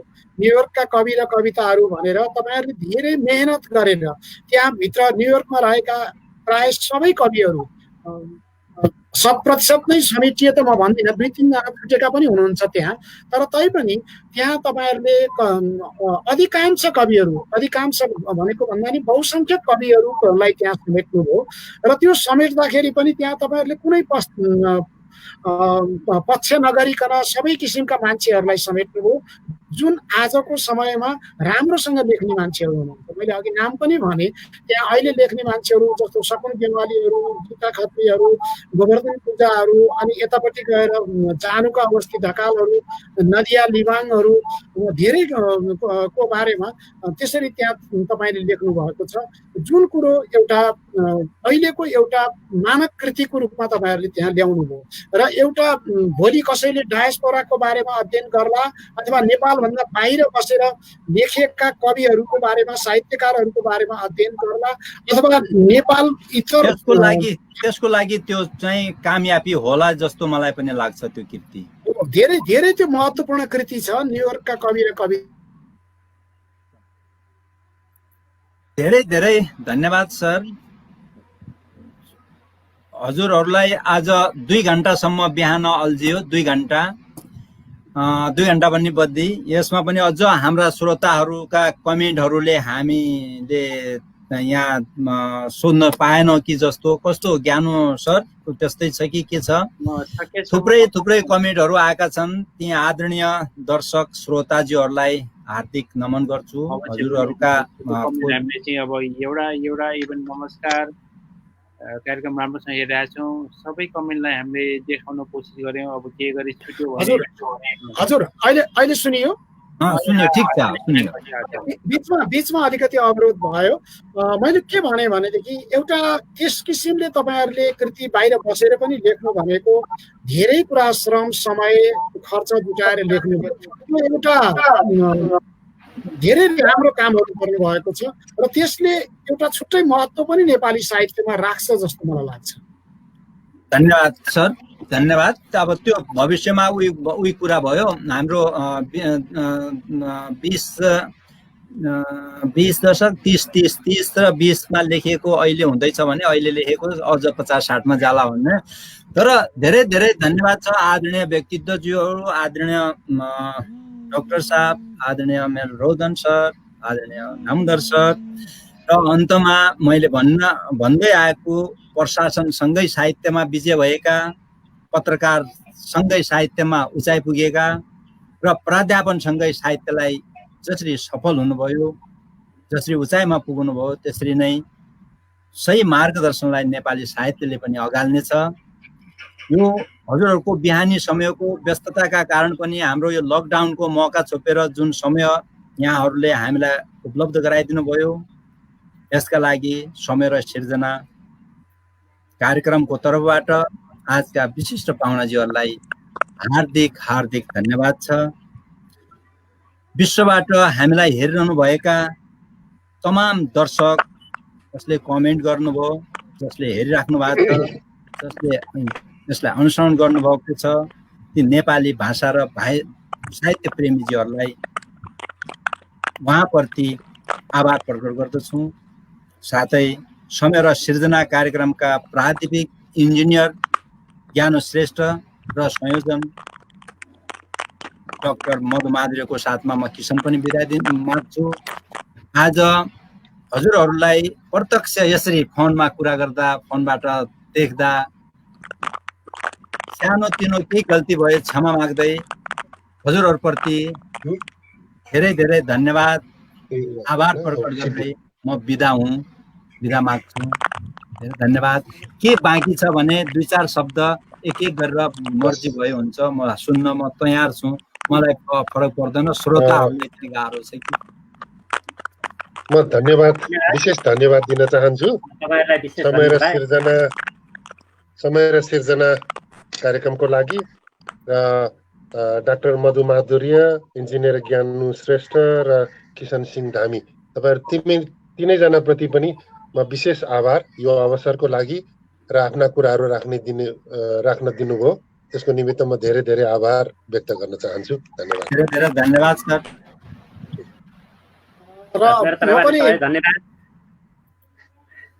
यहाँ मधुमाधुर्य सरसँग पहिलोपटक यहाँ भेटघाट प्रत्यक्ष भएको छ। ज्ञान श्रेष्ठ सरसँग पनि अरू मित्रहरूसँग त भेट भएकै हो। मैले यो संयोजन गरिदिनु हुने किसन धामीज्यूले झन्डै 1 महिना पहिलादेखि यो मलाई चाहिँ फोन गरी मेसेज पठाइ गरेर यो गर्नुभएको, बडा राम्रो तयारीका साथ गर्नुभएको छ। राम्रो विमर्श भयो। तपाईँहरूलाई धन्यवाद सर, धेरै धेरै धन्यवाद। हजुरप्रति आभार। म पनि धेरै धेरै धन्यवाद दिन चाहन्छु। पहिलो कुरो त यो टिमलाई, र अघि मैले न्युयोर्कको कविहरूको कुरो जोड्दाखेरि 1-2 जनाको नाम छुटाउनै नहुने थियो। जस्तो धेरै साहित्यमा गर्नुभएको, जस्तो हाम्रो श्रेष्ठजी हुनुहुन्छ, उहाँले त एउटा नियमित कार्यक्रम नै गरिरहनु भएको छ, ज्योति कृष्ण श्रेष्ठ।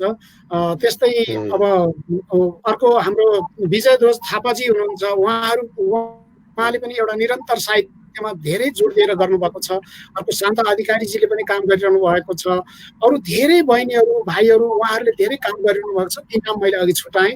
र अरू अन्त्यमा अब धेरै कुराहरू हामीले भन्नुभन्दा पनि धेरै हाम्रा दर्शक श्रोताहरूले हामीले गरेको कुरा, हामीले भनेको कुराहरूमा उहाँहरूका विचार प्रतिक्रियाहरू हामीले सुन्नु छ र हामी पनि सचिनु छ। हामीले पनि धेरै कुराहरू सिक्नु छ, त्यो गर्नु छ। सबैभन्दा ठुलो धन्यवाद त के हो भने यो समय र सिर्जनाको टिमलाई हो, जसले डाक्टर मधुमाधुर्य, किसन सिंह धामी र ज्ञानु श्रेष्ठ, तपाईँहरूको ठुलो प्रयासले यहाँसम्म आयो। यसको लागि तपाईँहरूप्रति आभारी पनि व्यक्त गर्छु, धन्यवाद पनि ज्ञापन गर्छु। र यो कार्यक्रम सकेसम्म 100औं श्रृङ्खलासम्म जाओस् र यसले एउटा राम्रो भोलि गएर एउटा नेपाली साहित्य अध्ययन गर्नको लागि यो कार्यक्रम सहयोगी बनोस् भन्ने कामना गर्छु। यति भन्दै म बिदा हुन्छु। धेरै धेरै धन्यवाद सर। यदि हामीलाई मौका लाग्यो भने यहाँ आज समेटिएका, आज सोधिएका प्रश्नहरू, आज गरिएका कमेन्टहरूलाई म पक्का नै एक दिन अझ हजुरको सामनेमा राख्नेछु र अनि मात्र श्रोताहरूको मन तसल्ली हुनेछ। हस्, धेरै धेरै धन्यवाद।